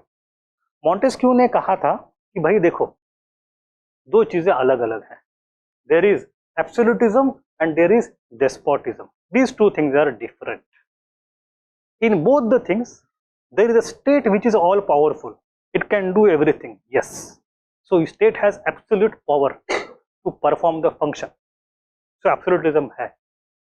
But despotism में additional अलग क्या होता है? In despotism, what we have separate and additional is that the king can have his whims and fancies. जो चाहे मन चाहे कर ले. So in absolutism, मन चाहे चीज नहीं होगी. There will be some kind of rationality you have to apply. In despotism, मन चाहे चीज राजा का इच्छा वही कर लिया. So he first of all differentiated between absolutism and despotism, and he said that the state should be absolute, but the way it should function should not be despotic. How to ensure that? By having separation of power. He wrote a book called On the Spirit of Laws. So now you see, spirit of laws. He is applying the rational scientific inquiry to the laws also. कानून कैसे बने, कहाँ पे apply होते हैं. So the rational principle of scientific inquiry are now applied to legal system altogether, and thereby the political system. And he is saying that society, government ko you have to divide into three structures. Everybody knows in basic politics: judiciary, executive, and legislative. Now, why he said that? Because he had come from England and he was fascinated with English system. In England, these things were evolving since the time of Magna Carta in the 12th, 11th, 12th century. तब से लेकर अब तक धीरे-धीरे improve हो रही थी. Actually, he exaggerated the separation of power in England, but क्यों बात ठीक? His idea was that these three organs will be completely separate from each other, hermeneutically, not harmonious. उसको तो हम आज बात करते हैं, वो नहीं करता. वो बोलते हैं तीनों दूसरे को बिल्कुल बात भी नहीं करेंगे. The strict separation, the Newtonian separation between the three organs is required. So we call it Montesquieuan separation. Montesquieu has huge influence on American Revolution, and therefore in the American Constitution you see there is wall of separation between the three organs. India में नहीं है, India में dependency है, parliamentary system है. So American Constitution is very much influenced by Montesquieuan idea. Indian is not. We have checks and balances also, lot of them. But that is his idea. If you have separation of power, then you understand that there is no despotism. That was his suggestion. So we have various different approaches of alternative political structure coming up from different thinkers. You have Montesquieu. He is saying use the parliament, House of Lords, to check the power of the king. But House of Lords is full of lords. मतलब कौन nobility है? मतलब he is trying to use the nobility to check the power of the monarchy. That is his suggestion to reduce the despotism. But we have Voltaire, वो बोलते सब नहीं चाहिए, राजा राजा रहे, but he should be enlightened. अच्छा राजा रहे, welfare oriented. So Voltaire was a friend of many kings and monarchs in Europe at that. He was also a friend of Frederick II. उसका दोस्त था, चड्डी दोस्त था, जो साथ में समय गुजारते थे. एक समय ऐसा आया कि दोनों में दुश्मनी भी हो गई बाद में, बट अलग बात है. Catherine of Russia used to send letters to Voltaire, उनसे बातें चलती थी. So he was friend of monarch. He also came from little aristocratic background, and then he said कि aristocracy रहे, राजा राजा ही रहे, but he should be a good king. So enlightened despotism was his solution to the problem. And then you have Rousseau. Rousseau is the most radical person. वो कहता है direct democracy. He brings the concept of social contract, उसका version, general will of society. We'll discuss Rousseau in detail later on. तो अभी I don't want to go into detail of Rousseau, but there is something called as social contract. उसका बारे में थोड़ा सा मैं आपको बता दूं. You have divine rights of the monarchy,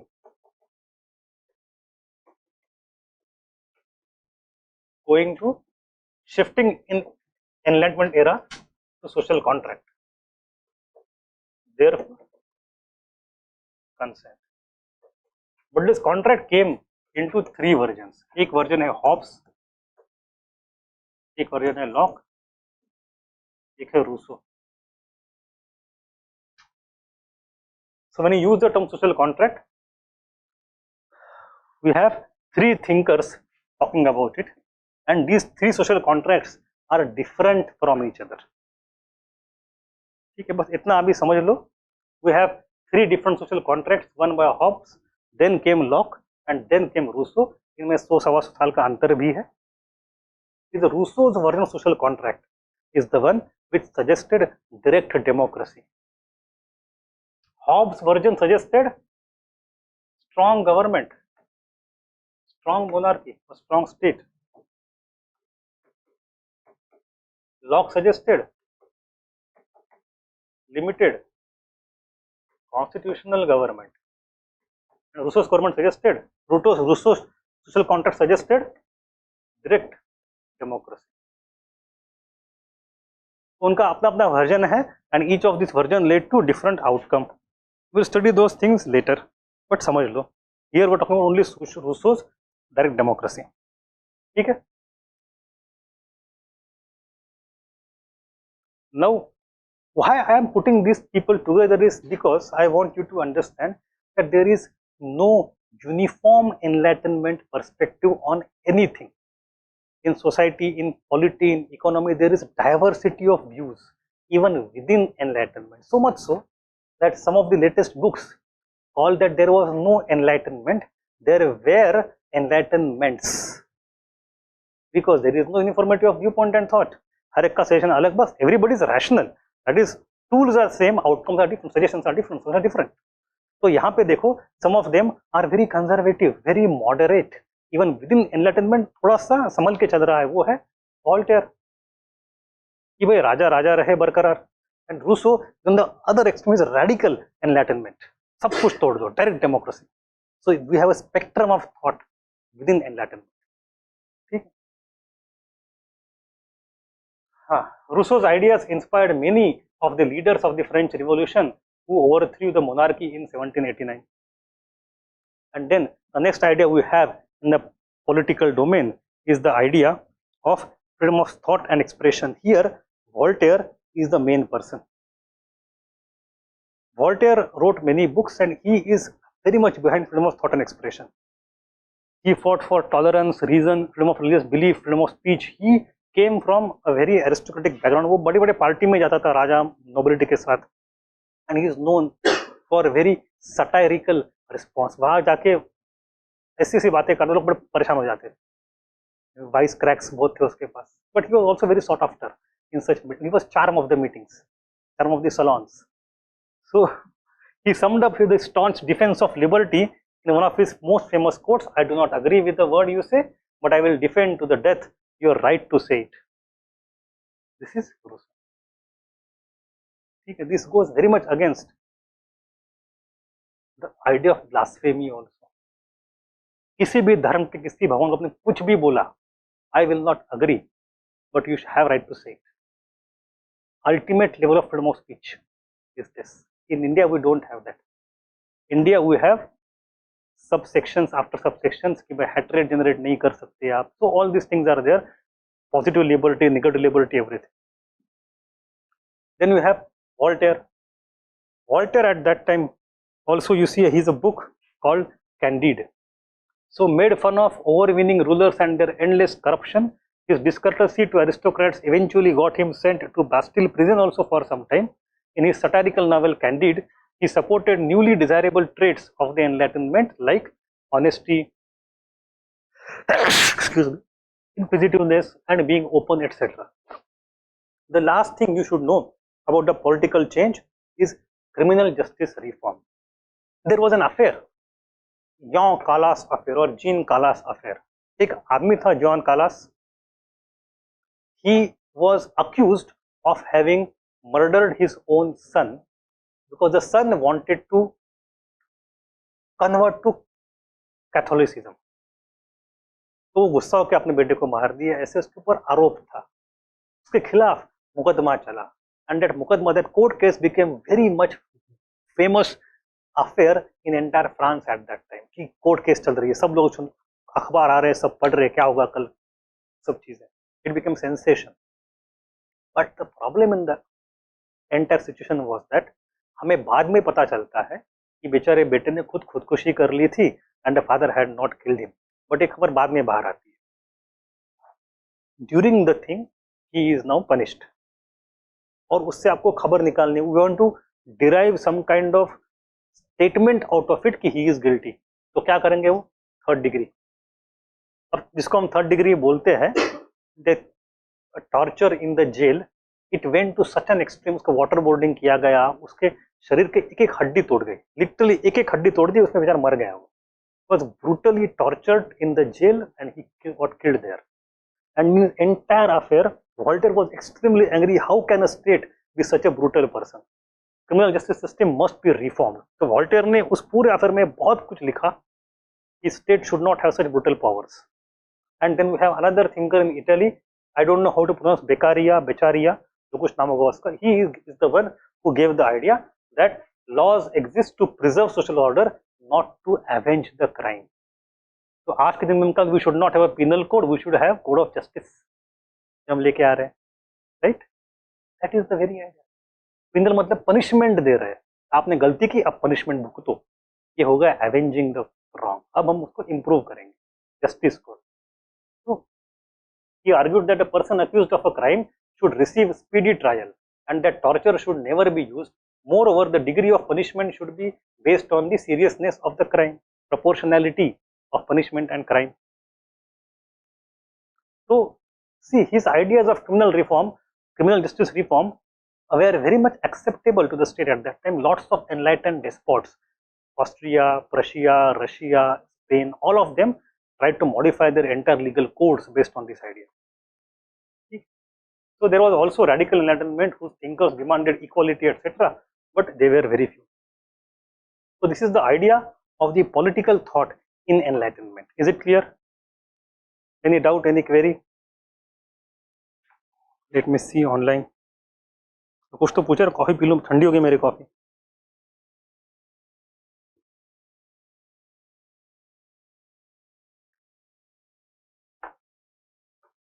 No doubts, no queries. ठीक है, let us move on. Next part, economic. This is an interesting idea. Rather, it is the impact of enlightenment was very much high in the domain of economy in the immediate sense. But it came again from various perspectives. Now, what was there before enlightenment in economic domain? We have seen that mercantilism. So with the rise of commercial revolution, as I said, mercantilist philosophy came in which the newly rising national monarchs hijacked commercial revolution for their own benefit to make the nation state stronger. देखा है? So when we say hijack, it means they are now intervening in the market, and they are controlling, regulating many things like protectionism, taxation, all those things. So we have mercantilist idea in which state has a very active intervening role in the market economy. That was mercantilism. So in the economic field, it was opposed to mercantilism and instead it advocated free trade. So इस समय शुरू होता है demand for free trade, Laissez, Faire. So इसमें भी you have two different ideas coming up. Two different ideas. Actually, mercantilism says to make the nation strong and wealthy, you need the active intervention of monarchy in the economy, in the market. तभी तो state एक strong होगा. Free trade वाले बोलते हैं exactly उल्टा. The lesser the state intervenes in the market, state can become wealthy. The market should give prominence. That is the idea. But वो बोलने वाले कौन-कौन लोग हैं? We have two different types of people. Initially, there was a finance minister there in France. His name was Colbertism. He was the finance minister. कहानी ये है, उसके दरबार में एक बार सारे इंडस्ट्रियलिस्ट आए और उनका कुछ बजट की बात चल रही होगी पॉलिसी के बारे में. He asked them to all the industrialists, all the merchants in the society at that time, बड़ी सी मीटिंग बुला, जैसे टाटा, अडानी, अंबानी, बिरला सब बैठे होंगे वहाँ पे. अच्छा बताओ सरकार आपके लिए क्या करे? What policy should government bring help you so that we become rich, we become powerful? उन्होंने कहा बस हमें छोड़ दो, इंटरवीन मत करो, let us leave alone. So लासे फेरे वर्ड्स वहां से आता है, ऐसे कहा जाता है. बट उनके कॉन्टेक्स्ट थोड़ा अलग था. What they actually were asking for is some kind of policy reform in which within the nation internal taxes from province to province नहीं हो. There should be complete free movement of commodities within the nation. Colbertism ने कहा बिल्कुल, let us do that. So that thing is called as Colbertism. It is nothing but a variation of mercantilism in which you have internal taxation reform, जो हमारे यहाँ आज हुआ GST. But ये नई बात नहीं है. If you read अर्थशास्त्र of कौटिल्य, वहाँ पे लिखा हुआ है कि there should be no impose tax, like internal barriers to trade should not be there. ये तो हमारी परंपरा शुरू से रही है कि in British era we changed it and now we are going back again to GST. But anyway, point is it was a variation, but it was not much of a change. State continued to intervene in tariff structure when it came to global trade, international trade. So this is nothing but mercantilism ka modified avatar. Now we have a new philosophy coming up. Its name is Physiocrats. So Physiocrats start emerging in this era, and we have a person called François Quesnay. Now, Physiocrats actually are focusing much more on agriculture, and they also ask for laissez-faire. They also ask for laissez-faire, but the point of view from which they do criticize the mercantilism is different. So I have made a small table, a very basic table for you to understand कि government interference market and land is source of all wealth, उसके बारे में उनका actual land नहीं, source of wealth, that should be the idea. So mercantilists would say that each government must have protectionist policy, regulate the trade so that we can have wealth. We should have more bullion coming into nation and increase the export of our commodities and reduce the imports. But he says, Physiocrats say nahi, contended that labor and commerce should be freed from all restraint, laissez-faire, don't intervene. ये एक उनका फर्क हुआ. Secondly, mercantilists believe that the wealth of nation is actually आपके पास कितना सोना चांदी है, that is your actual wealth, सोना चांदी, that is how the wealth is. But in case of Physiocrats they बोलते नहीं, सोना चांदी तो आता जाता रहता है. Your wealth actually is nothing but your jameen, because it is everything ultimately comes from land.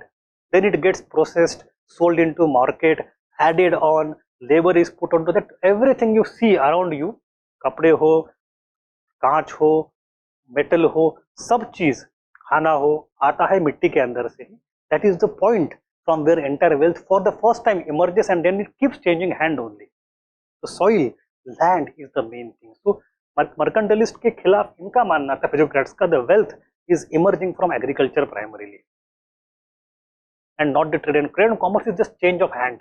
There is no generation of wealth in trade and commerce. उससे कोई पैसा नहीं बनता, पैसा बस हाथ चेंज करता है, नया पैसा नहीं. नया पैसा कहाँ बनता है? जमीन के अंदर. That was their understanding. So this is the Physiocrats. But very soon they started to decline. They were dominant for a few decades. 2-4 decade की बात है वो. In India also Physiocrats had influence at the time when we have in 1790s permanent settlement. But anyway, हम उसको अभी नहीं जोड़ेंगे, बाद में जोड़ेंगे. Now against this idea, against mercantilism and against Physiocrats also, we have the emergence of new thought, and that is free trade, or as we call it classical economics. अब हम थोड़ा गियर शिफ्ट करेंगे and we will study economics for some time. We have studied polity, we will study economics. Yes, कुछ बोल रहे थे आप? So the main father of classical economics is Adam Smith. He wrote a book called The Wealth of Nations. And the year in which he wrote it, 1776, is actually a very interesting year. 3 things happened in that year which are very symbolically connected to each other. In 1776, Adam Smith wrote Wealth of Nations, beginning of classical economics that has shaped us till today. In the same year, 1776, America became independent.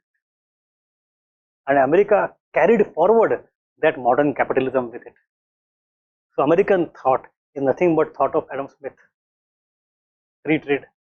And then we have the third thing happening in the very same year. James Watt invented steam engine, beginning of industrial revolution.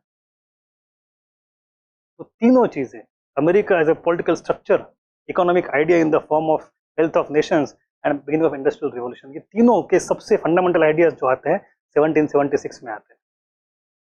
India में उस समय क्या चल रहा है? What is happening in India in 1776? Any idea? Warren Hastings battle with Marathas, Anglo-Maratha war chal raha hai. Anyway, come back to wealth of nations. He attacked mercantilism and proved how wealth of nations grew better through the policy of free trade and not intervention of the state in market. Thus, the government should not interfere. उसने कहा कि there are three natural laws of market.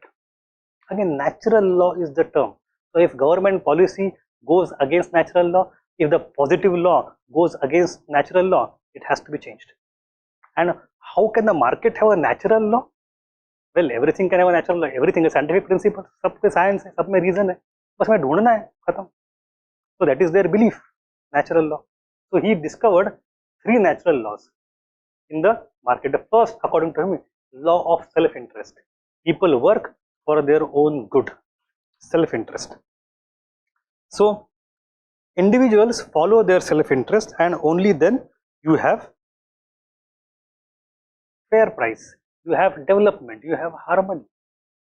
उसको उसने कहा एक very famous term that he has used for self-interest, that is invisible hand. Invisible, अदृश्य हाथ है सब कुछ कर रहा है. स्टेट का हाथ नहीं चाहिए हमें. There is invisible hand ruling everything. That is self-interest. So, if you give, for example, complete freedom to man, he will decide where to put my money based on risk and reward. That is simple. Self-interest. That will maximize the outcome, optimize the outcome. Second thing is law of competition. We don't want this medieval guild system where everything is controlled. Competition brings best thing out. Competition चाहिए, meritocracy चाहिए.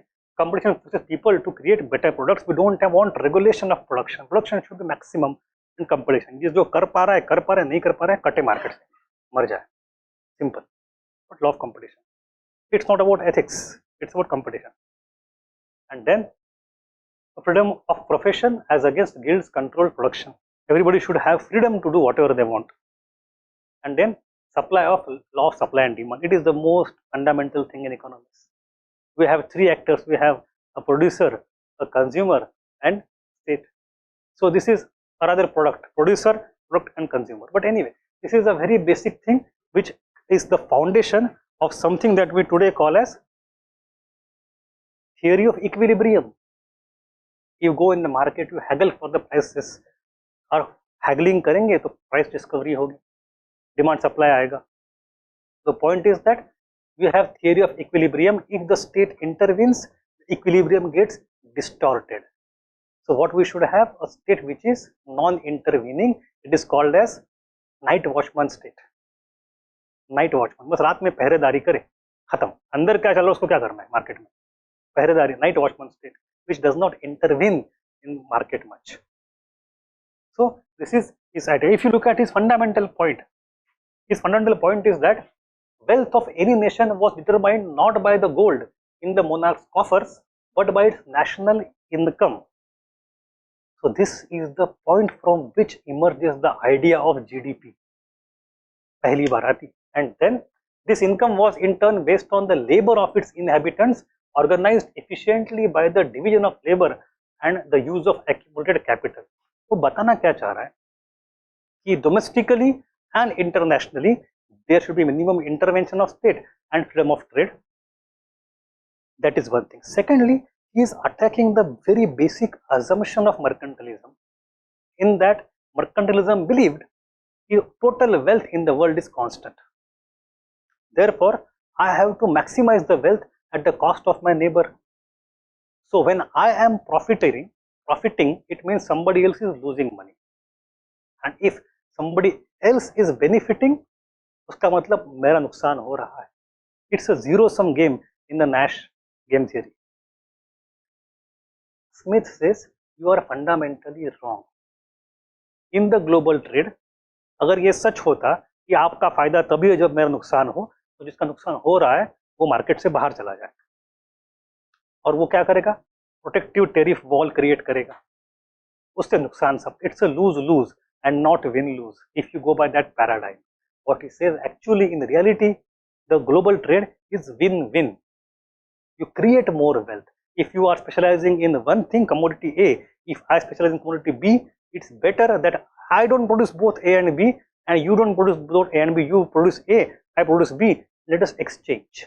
So specialization and free trade will create wealth for everybody. It is win-win. And how to increase the production? You have to go for specialization. You have to have his most famous example, pin factory, the metaphor of pin factory. उसने एक pin production करनी है अगर आपको factory में, तो उस बस सिंपल पिन प्रोडक्शन के उसने 15 से 18 स्टेजेस निकाले. उसने कहा एक आदमी बस एक काम करे. So you have everybody specializing in only one step of the pin production. So अगर 18 आदमी खुद से पिन बनाते तो दिन में कितने पिन बनते?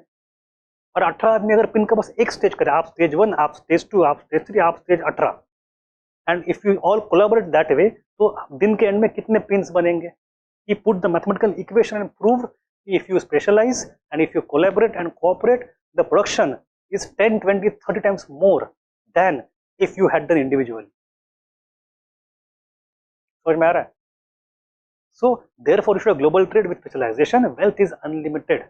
बढ़ते जाएगी, don't worry. Don't go for the protectionist philosophy of mercantilism. Global trade, free trade. So for example, जैसे एप्पल फैक्ट्री जो है, आईफोन फैक्ट्री एप्पल की चाइना में, क्या है? पिन फैक्ट्री तो है. Anyway, so this was the beginning, the emergence of classical economics. Adam Smith is characterized as the father of classical economics. His wealth of nation is the foundation of laissez-faire economics. And there are other thinkers also. Say's law, we have that, Ricardo, Malthus, Mill, and many other people follow afterwards. We don't need to study their ideas. We'll study some of them when we study British liberalism. देखेंगे in 19th century, but अभी नहीं. So ultimately what they talked about, they gave theory of market economy, not state controlled economy, but market economy, in which market is a self-regulating system governed by natural laws.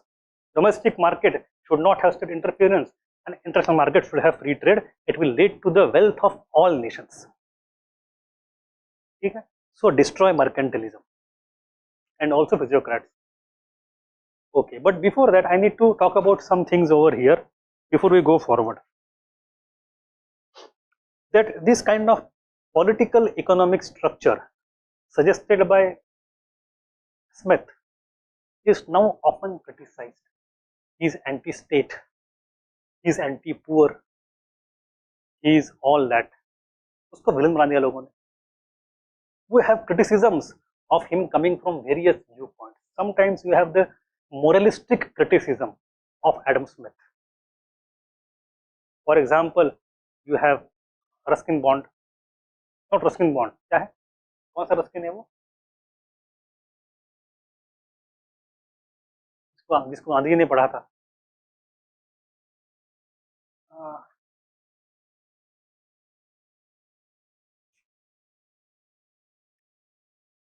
John Ruskin. We have even Gandhi ji for that matter. All these people, Gandhi's followers, the J.C. Kumarappa ho ya aur cheeze, they don't like this machine industry, they don't like this free trade and market. The economics should be subservient to morality. That's why you have the idea of Antyodaya in India. Economics doesn't matter, it matters only as far as it is a subset of morality. But that kind of viewpoint is very important but problematic, because ultimately people want machines. They want, nobody wants to live in poverty. So even in India, after 1947-48, when we became independent, we rejected Gandhian economics. The moment we became independent, rejected Gandhian, we started on Nehruvian economics of industrialization, of planning. We did not go with Gandhian economics at all. It may have moral content, but it did not make sense for us, which is a poor country at that time. So those thinkers, that kind of criticism of Adam Smith, which comes from the moralistic viewpoint, doesn't hold much water in economic field. So उनको हम थोड़ा बगल में रख देते हैं. Then you have a new kind of criticism coming up in 19th century that comes from the leftist side, Marx. And Karl Marx, UPSC asked a question on this. UPSC's question was 2016-17 में आया था कि where Adam Smith found the sunshine in the global trade, Marx found only the darkness of shadow. मतलब जहां पे Smith को सब खुशहाली दिखी थी, मार्क्स को सिर्फ बुराइयां दिखी. लिखो comment.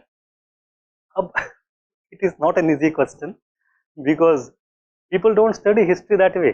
Most of the people reject, like they did not write the question that year. But question was, if you have the conceptual clarity, question is not difficult. Basic क्या है कि Adam Smith was in the 18th century where he gave this idea of economy, where he focused on production. What he said is that you produce and produce and produce. There should be no restriction on production, free trade, free production. Supply के ऊपर मत कोई पाबंदी लाओ. The demand will take care of itself. How? Because if I am producing more in my company, then I am paying wages and salaries. तो salary मिल रही है, लोगों के पास मार्केट जाएंगे खरीदेंगे कुछ ना कुछ. So the very fact of production takes care of demand automatically. That was the idea of Adam Smith. So he did not focus on supply side, sorry, demand side issue. He focused on supply side issue only, primarily. But I am making it very simplistic for our understanding. But he died before the Industrial Revolution had picked up steam. In the 19th century, when Karl Marx came, the economic structure had changed. Industrial Revolution had taken place, जिसके वजह से तीन चीजें हुई थी. पहली चीज ये हुई थी, machines are producing more. So you don't have to increase the production, you don't have to increase the salary by that proportion. Money is also spent on machine, तो बिना सैलरी बिल ज्यादा बढ़े आउटकम बहुत ज्यादा बढ़ रहा है. इसका मतलब क्या हुआ? इसका मतलब ये हुआ कि buying capacity of people is coming reduced. मतलब supply is not automatically taking care of demand. Class system का प्रॉब्लम हो रहा है. The second problem that emerged apart from this, why Adam Smith started to get broken down partially because of the emergence of industrial revolution, जो Karl Marx देख पाया था. The second problem is that the capital is now more put into machine than in the people. People have less bargaining power because they don't control the production much, machine controls a lot of it. So when it comes to the class relationship between the capitalist and labor, labor's bargaining power has reduced. और वो बेचारे पैसे भी नहीं है, खरीद भी नहीं सकते, ताकत भी खत्म हो गई. And the third thing is that it gradually led to monopoly capitalism by the end of 19th century. Now they not only control the production and machine, the capitalists now also control banking system. They capture regulatory bodies, they control exchange rate, they control market. So monopoly की वजह से क्या हुआ? The fairness in the market जो Smith ने सोचा था कि people of equal stature will come together and there will be haggling and rational price discovery in the market, वो होगा ही नहीं. कि अब कैपिटलिस्ट क्या करेगा? मैं एक्सचेंज रेट ट्वीक कर दूंगा, मैं होल्डिंग कर दूंगा, वेयर हाउस में बेचूंगा या नहीं, बाद में बेचूंगा, तो मैं बैंक के इंटरेस्ट रेट चेंज कर दूंगा. तो it is not a actual free market. Power to be have more power, more control, तो फिर कहाँ पे गया फ्री मार्केट आपका? So all these three problems were identified by Marx and later by Lenin also, and therefore we have the idea कि भाई जहाँ पे एडम स्मिथ ने देखा था बस प्रकाश प्रकाश प्रकाश, उजाला उजाला, वहाँ इन लोगों को दिखा बस अंधियारा अंधियारा. Because one person is before industrial revolution, other is after industrial revolution. That was the main answer of the question. अब आप काम करना, जाके इसका वीडियो सुनना और मैं जो कहा उसका नोट्स लेके रखना, क्योंकि बाद में नहीं पढ़ाऊंगा मैं दोबारा. It was a 5-minute discussion, but anyway I'll cover during Marx. चलो ठीक है. Then you come to the next thing, that is the religious field. In religious field, enlightenment actually is the thing जहाँ पे you see the beginning of secularization of society and polity. Enlightenment weakened the hold of traditional religion, particularly the role of Catholic Church as a public institution in France. An important outcome of the Enlightenment thought was the rise of more secular or non-religious outlook. Now there was an open questioning of the beliefs of religion, and we have already seen that initially people accepted religion. Now the veils of nature, mystery of our nature are now taken down by rationalism. So people now have started to question religion on every single time. I discussed the earthquake example, gravity example, geocentricity, all these things. So you have open questioning of religious beliefs and the teachings of the church, and you have various views. They attacked intolerance and bigotry of church because the church was trying to control the freedom of speech, burning people on stake, not allowing, so lots of things. Then wanted to rid religious faith of superstition and fear. promotion of tolerance of all religions. So enlightenment was fundamentally anti superstition and pro tolerance. ये fundamental idea, anti superstition, pro tolerance, ये समझ लो. And reduce the role of religion in public affair. The church and the state should be separate, and in society church should not, हमने क्या कपड़े पहनने हैं, कैसे पहनने हैं, क्या भाषा बोलनी है, धर्म क्यों बताएगा? तो मार्केट और सोसाइटी बताएगी. The religion should become a private affair. आपके घर के अंदर कोने में मंदिर बनाओ, पूजा करो, बाहर आओगे बात नहीं करो धर्म की. आपको. So this religion as an institution which is to govern society, economy, polity must not do that. It should become secularized. Religion should remain your and God's personal affair. ये बात आती कहाँ से दुनिया में पहली बार? यहाँ पे in French. And we have Voltaire. Voltaire is the most important person. He gave a nara of écrasez l'infâme. ये मतलब क्या? जला दो, infamous को जला दो. L'infâme मतलब infamous, écrasez जला दो, destroy कर दो. So क्या infame? What is l'infâme? Church. उसी को जला दो. He was very much anti-church to long age, and therefore you see in France, lots of people were so much anti-religious rather that even today we have in France very strong anti-church views. Today that has gone into the very peculiar stance of French secularism that is called as Laissez. So French version of secularism is called as Laissez. जहाँ पे अगर कोई सिख जाता है पगड़ी पहन के, उसको पगड़ी उतार, कोई जाता है टीका पहन के टीका उतार. समाज के अंदर पब्लिक में आपको सब नहीं करना, घर में करो कमरे में बैठ के. When you follow in society, no marker of any religion on your body, on your walls, on your vehicles, not allowed. धर्म को घर के अंदर बंद करो. That is the very extreme nature of Indian secularism. Is not that, but in France it had to come because the church was so problematic. It was so overbearing and bigot and dogmatic. कि समाज की तरफ से reaction उल्टी किस्म की बहुत ज्यादा आ गई. ठीक है, हिजाब का इशू भी वहां पे वही होता है, अलाउड नहीं है. But Voltaire was not the only thinker. We have multiple other thinkers at that time. For example Edward gibbon.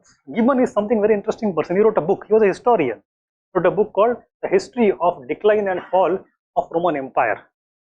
उसमें he has given a very interesting viewpoint where he says the Roman Empire was very thriving, very powerful, golden age. It started to fall when it accepted Christianity.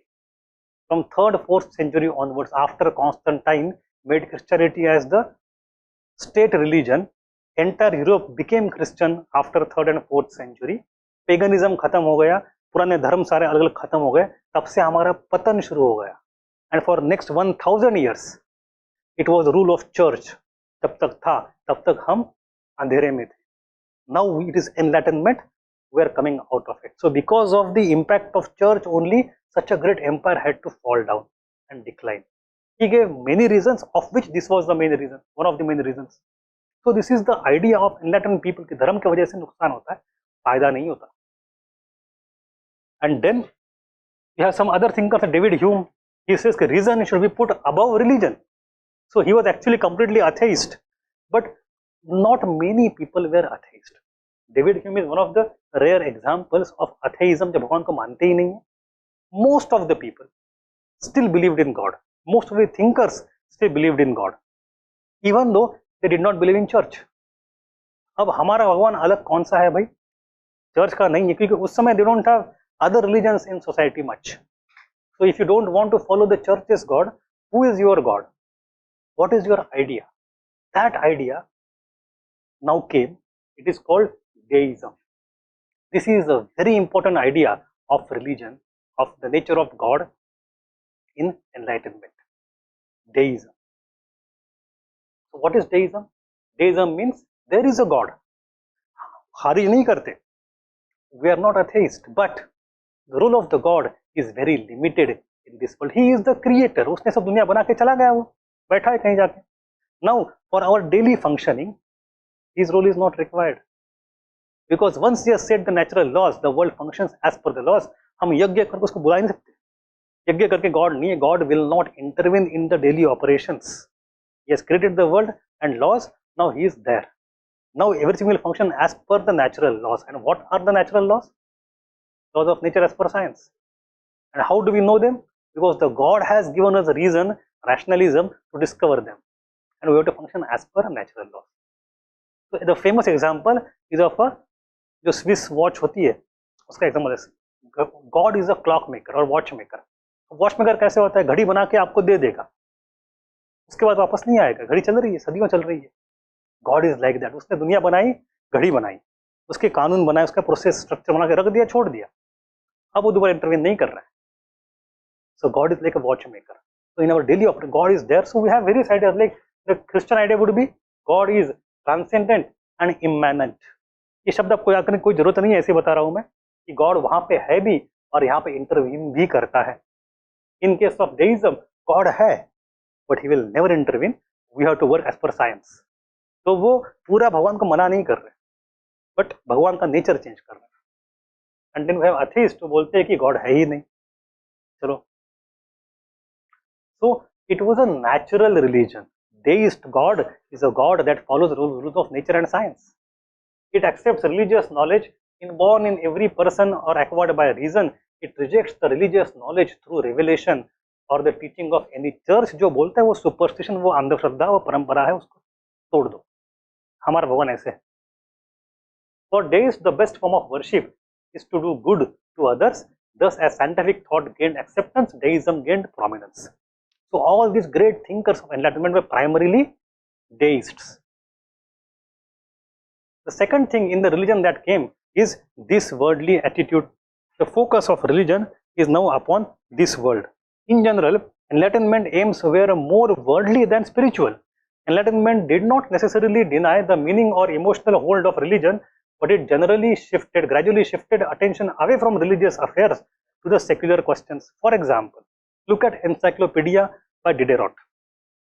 It would have religious and social content, no doubt, but it has a lot of content on how to make machines, mining equipments, घड़ी कैसे बने. Every single practical utility knowledge is present in huge amount. 70-80% of encyclopedia is about practical utility of things, not about religion and God and society and politics. So because वो चीजें हमारे लिए अधिक अहम है, उससे हमारी जिंदगी बेहतर होगी. So practical utility, secular questions are important. धर्म का जो सदियों से डिबेट चल रहा है, खत्म नहीं होने वाला, उसको मैं क्या करूं? This worldly attitude.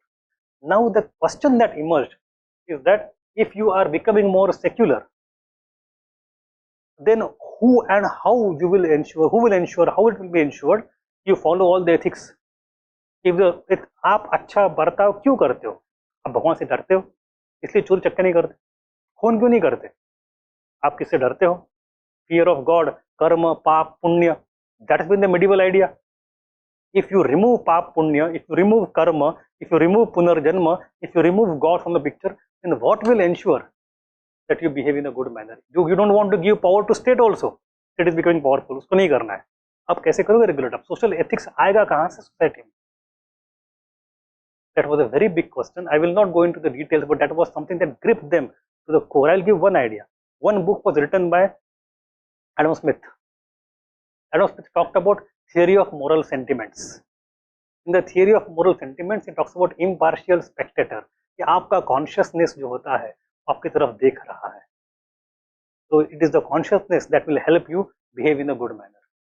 So we have all those things also. So lots of alternative theories of source of ethics were created in Enlightenment era for the first time. The last domain you have is social. In the social domain, we have very easy ideas, very simple ideas. We have first of all egalitarianism. What is the difference between egalitarianism and equality? Egalitarian and equality, फर्क क्या है? Equality is absolute equality. Equality मतलब समता. ये बात ठीक है, थोड़ा सा डिफरेंस चल जाएगा.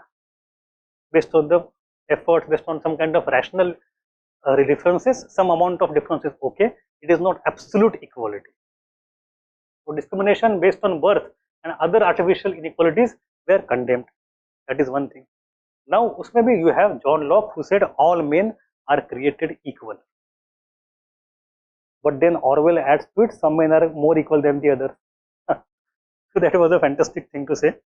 George Orwell, 1984. But he said all men are created equal. But उसके what was his definition of men?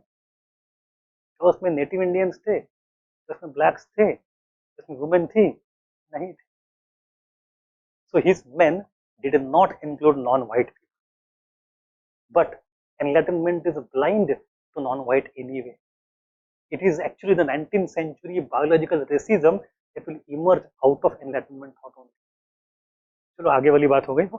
But Rousseau says कि there is two type of inequality. One is natural, other is social. Natural किसी की ऊंची कद ज़्यादा है, किसका कद छोटा है, कोई मोटा, कोई थोड़ा. That is okay. So natural inequality arises from differences in physical attributes, such strength and intelligence, which are inherent to individuals. It cannot be. उसको हम तो iron out कर ही नहीं सकते, which is fine. But there is social inequality, क्योंकि status में आती है, because of property आती है, वो नहीं होनी चाहिए.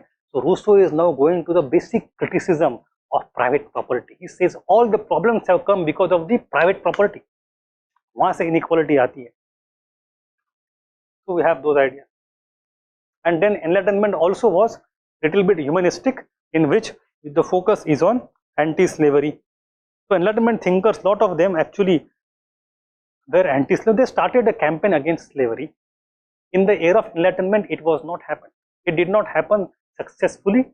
But in 30-40 years after Enlightenment, 1820s, 1830s, 1840s, gradually, one by one, from different countries, slavery was abolished.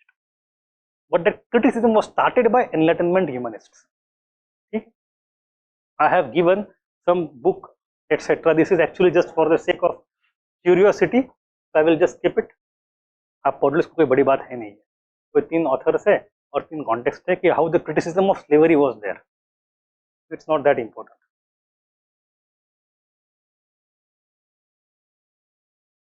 ठीक है. So let me take a pause here for some time before we go ahead and discuss all. I will ask you the questions now.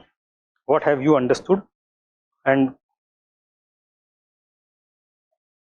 is it the same Colbert of French East India Company? Yes, same Colbert.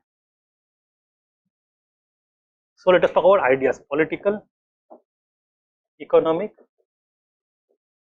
religious, and social. आप बताइए sir, political ideas क्या कहते हैं?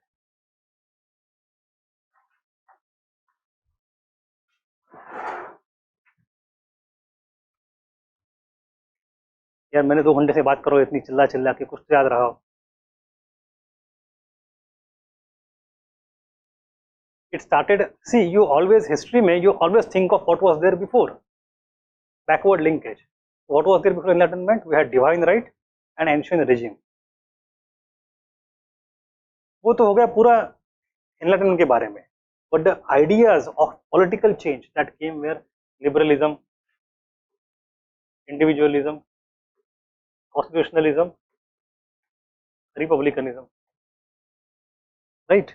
Then we talked of separation of power. We talked of Montesquieu ने बताया separation of power. Then भूल गए सारा. मूवी चल रही है, बस देख के घर खुश हो गए घर जाके.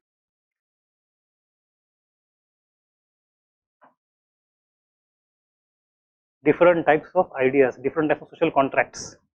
We have Montesquieu, Voltaire, Rousseau, all of them giving different ideas. Rousseau talking of social contract that leads to democracy, right? Montesquieu talks about nobility as counterweight towards monarchy, and Voltaire talks about enlightenment despotism, right? And then we talked about freedom of speech and expression. Then we, and main person was Voltaire. Then we talked about reforms in criminal justice. I talked about Jean Calas affair and brutality and torture, etc. We have the ideas, right? So power went from the king to the sovereignty went to the people, and they have to rule with the consent. Then you come to economy. यहाँ पे the 2 ideas were Physiocrats and नहीं, वो तो पुरानी हो गई, mercantilism and free trade और Laissez, Faire. ये भी Laissez, Faire है, लेकिन इसको हम Physiocrats बोलते हैं. They focus more on agriculture, this is more on trade, global economy, national economy की बात होती है. Adam Smith, and I talked of 3 laws of natural laws of market, and then the criticism also by John Ruskin and Karl Marx. Then we come to religion, secularism, deism, सब में rationality है. So we have these basic two major ideas. Okay. When you come to society, we have anti-superstition and anti-dogmatism, anti-church, diversity. इसमें भी diversity है. Deists are trying to accommodate God. Some people become extremely anti-religious. Some people remain in the fold of church and try to reform the church. So again, entire spectrum of thought even within religion, spectrum of thought within political. We have different thoughts in economy. So there is no single enlightenment thought. Principles are single. Application happens in different way. Diversity of thought within enlightenment. In our society, egalitarianism, again concentration of wealth, anti-slavery, individualism भी यहाँ पे भी आ जाएगा. And the common principles we studied in the beginning were rationality, individualism, humanism, idea of progress, perfectability, natural law. They are applied in each of these domain. Clarity पूरी है. The question that comes is on this one, either on one domain or entire domain. Simple. हाँ, Satyanarayan. So any doubt online? No doubt. ठीक है. So रुकना है, आगे चलना है. हाँ, इसमें I will not dictate anything. These are notes. मैं रात में जब बनाए हो यार. अब दोबारा लिखना होता तो फिर मैं इतना सब क्यों बनाता. What we'll do is we'll write question answers, a lot of them. Okay, there was a question that was asked, I think. You see at the end we have PYQs at the end of document. उसमें there is हाँ वही end of the document. एकदम last पन्ना. ये तो PYQ है ना. तो उसमें लिखा हुआ एक question कि what is the meaning of enlightenment, and then its principles. तो आपको simple principles, you know, just list them and give one example each. That's all. Simple. We have just looked at the basics. Now what we have to do is look at the spread in India, in Europe and across.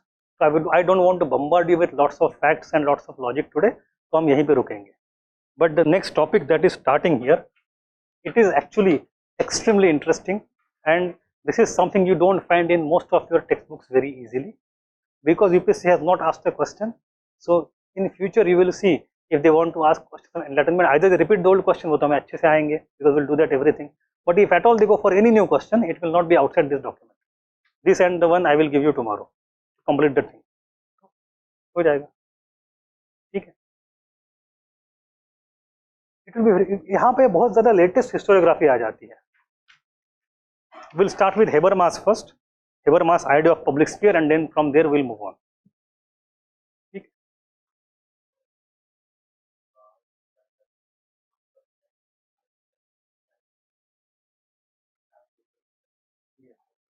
हम उसको पूरा can't को हम 1 घंटा पढ़ने वाले हैं. ठीक है. To study Kant and Rousseau, both of them are in our syllabus mentioned explicitly.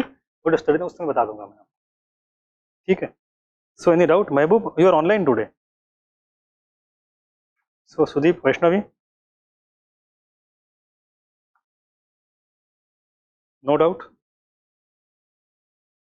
ठीक है. Okay, then let us stop. Let us not get heavy today with lots of things. We'll continue tomorrow. ठीक है. And then we'll finish this. Then Rousseau and Kant. Then we'll write questions also. चलो. Thank you then.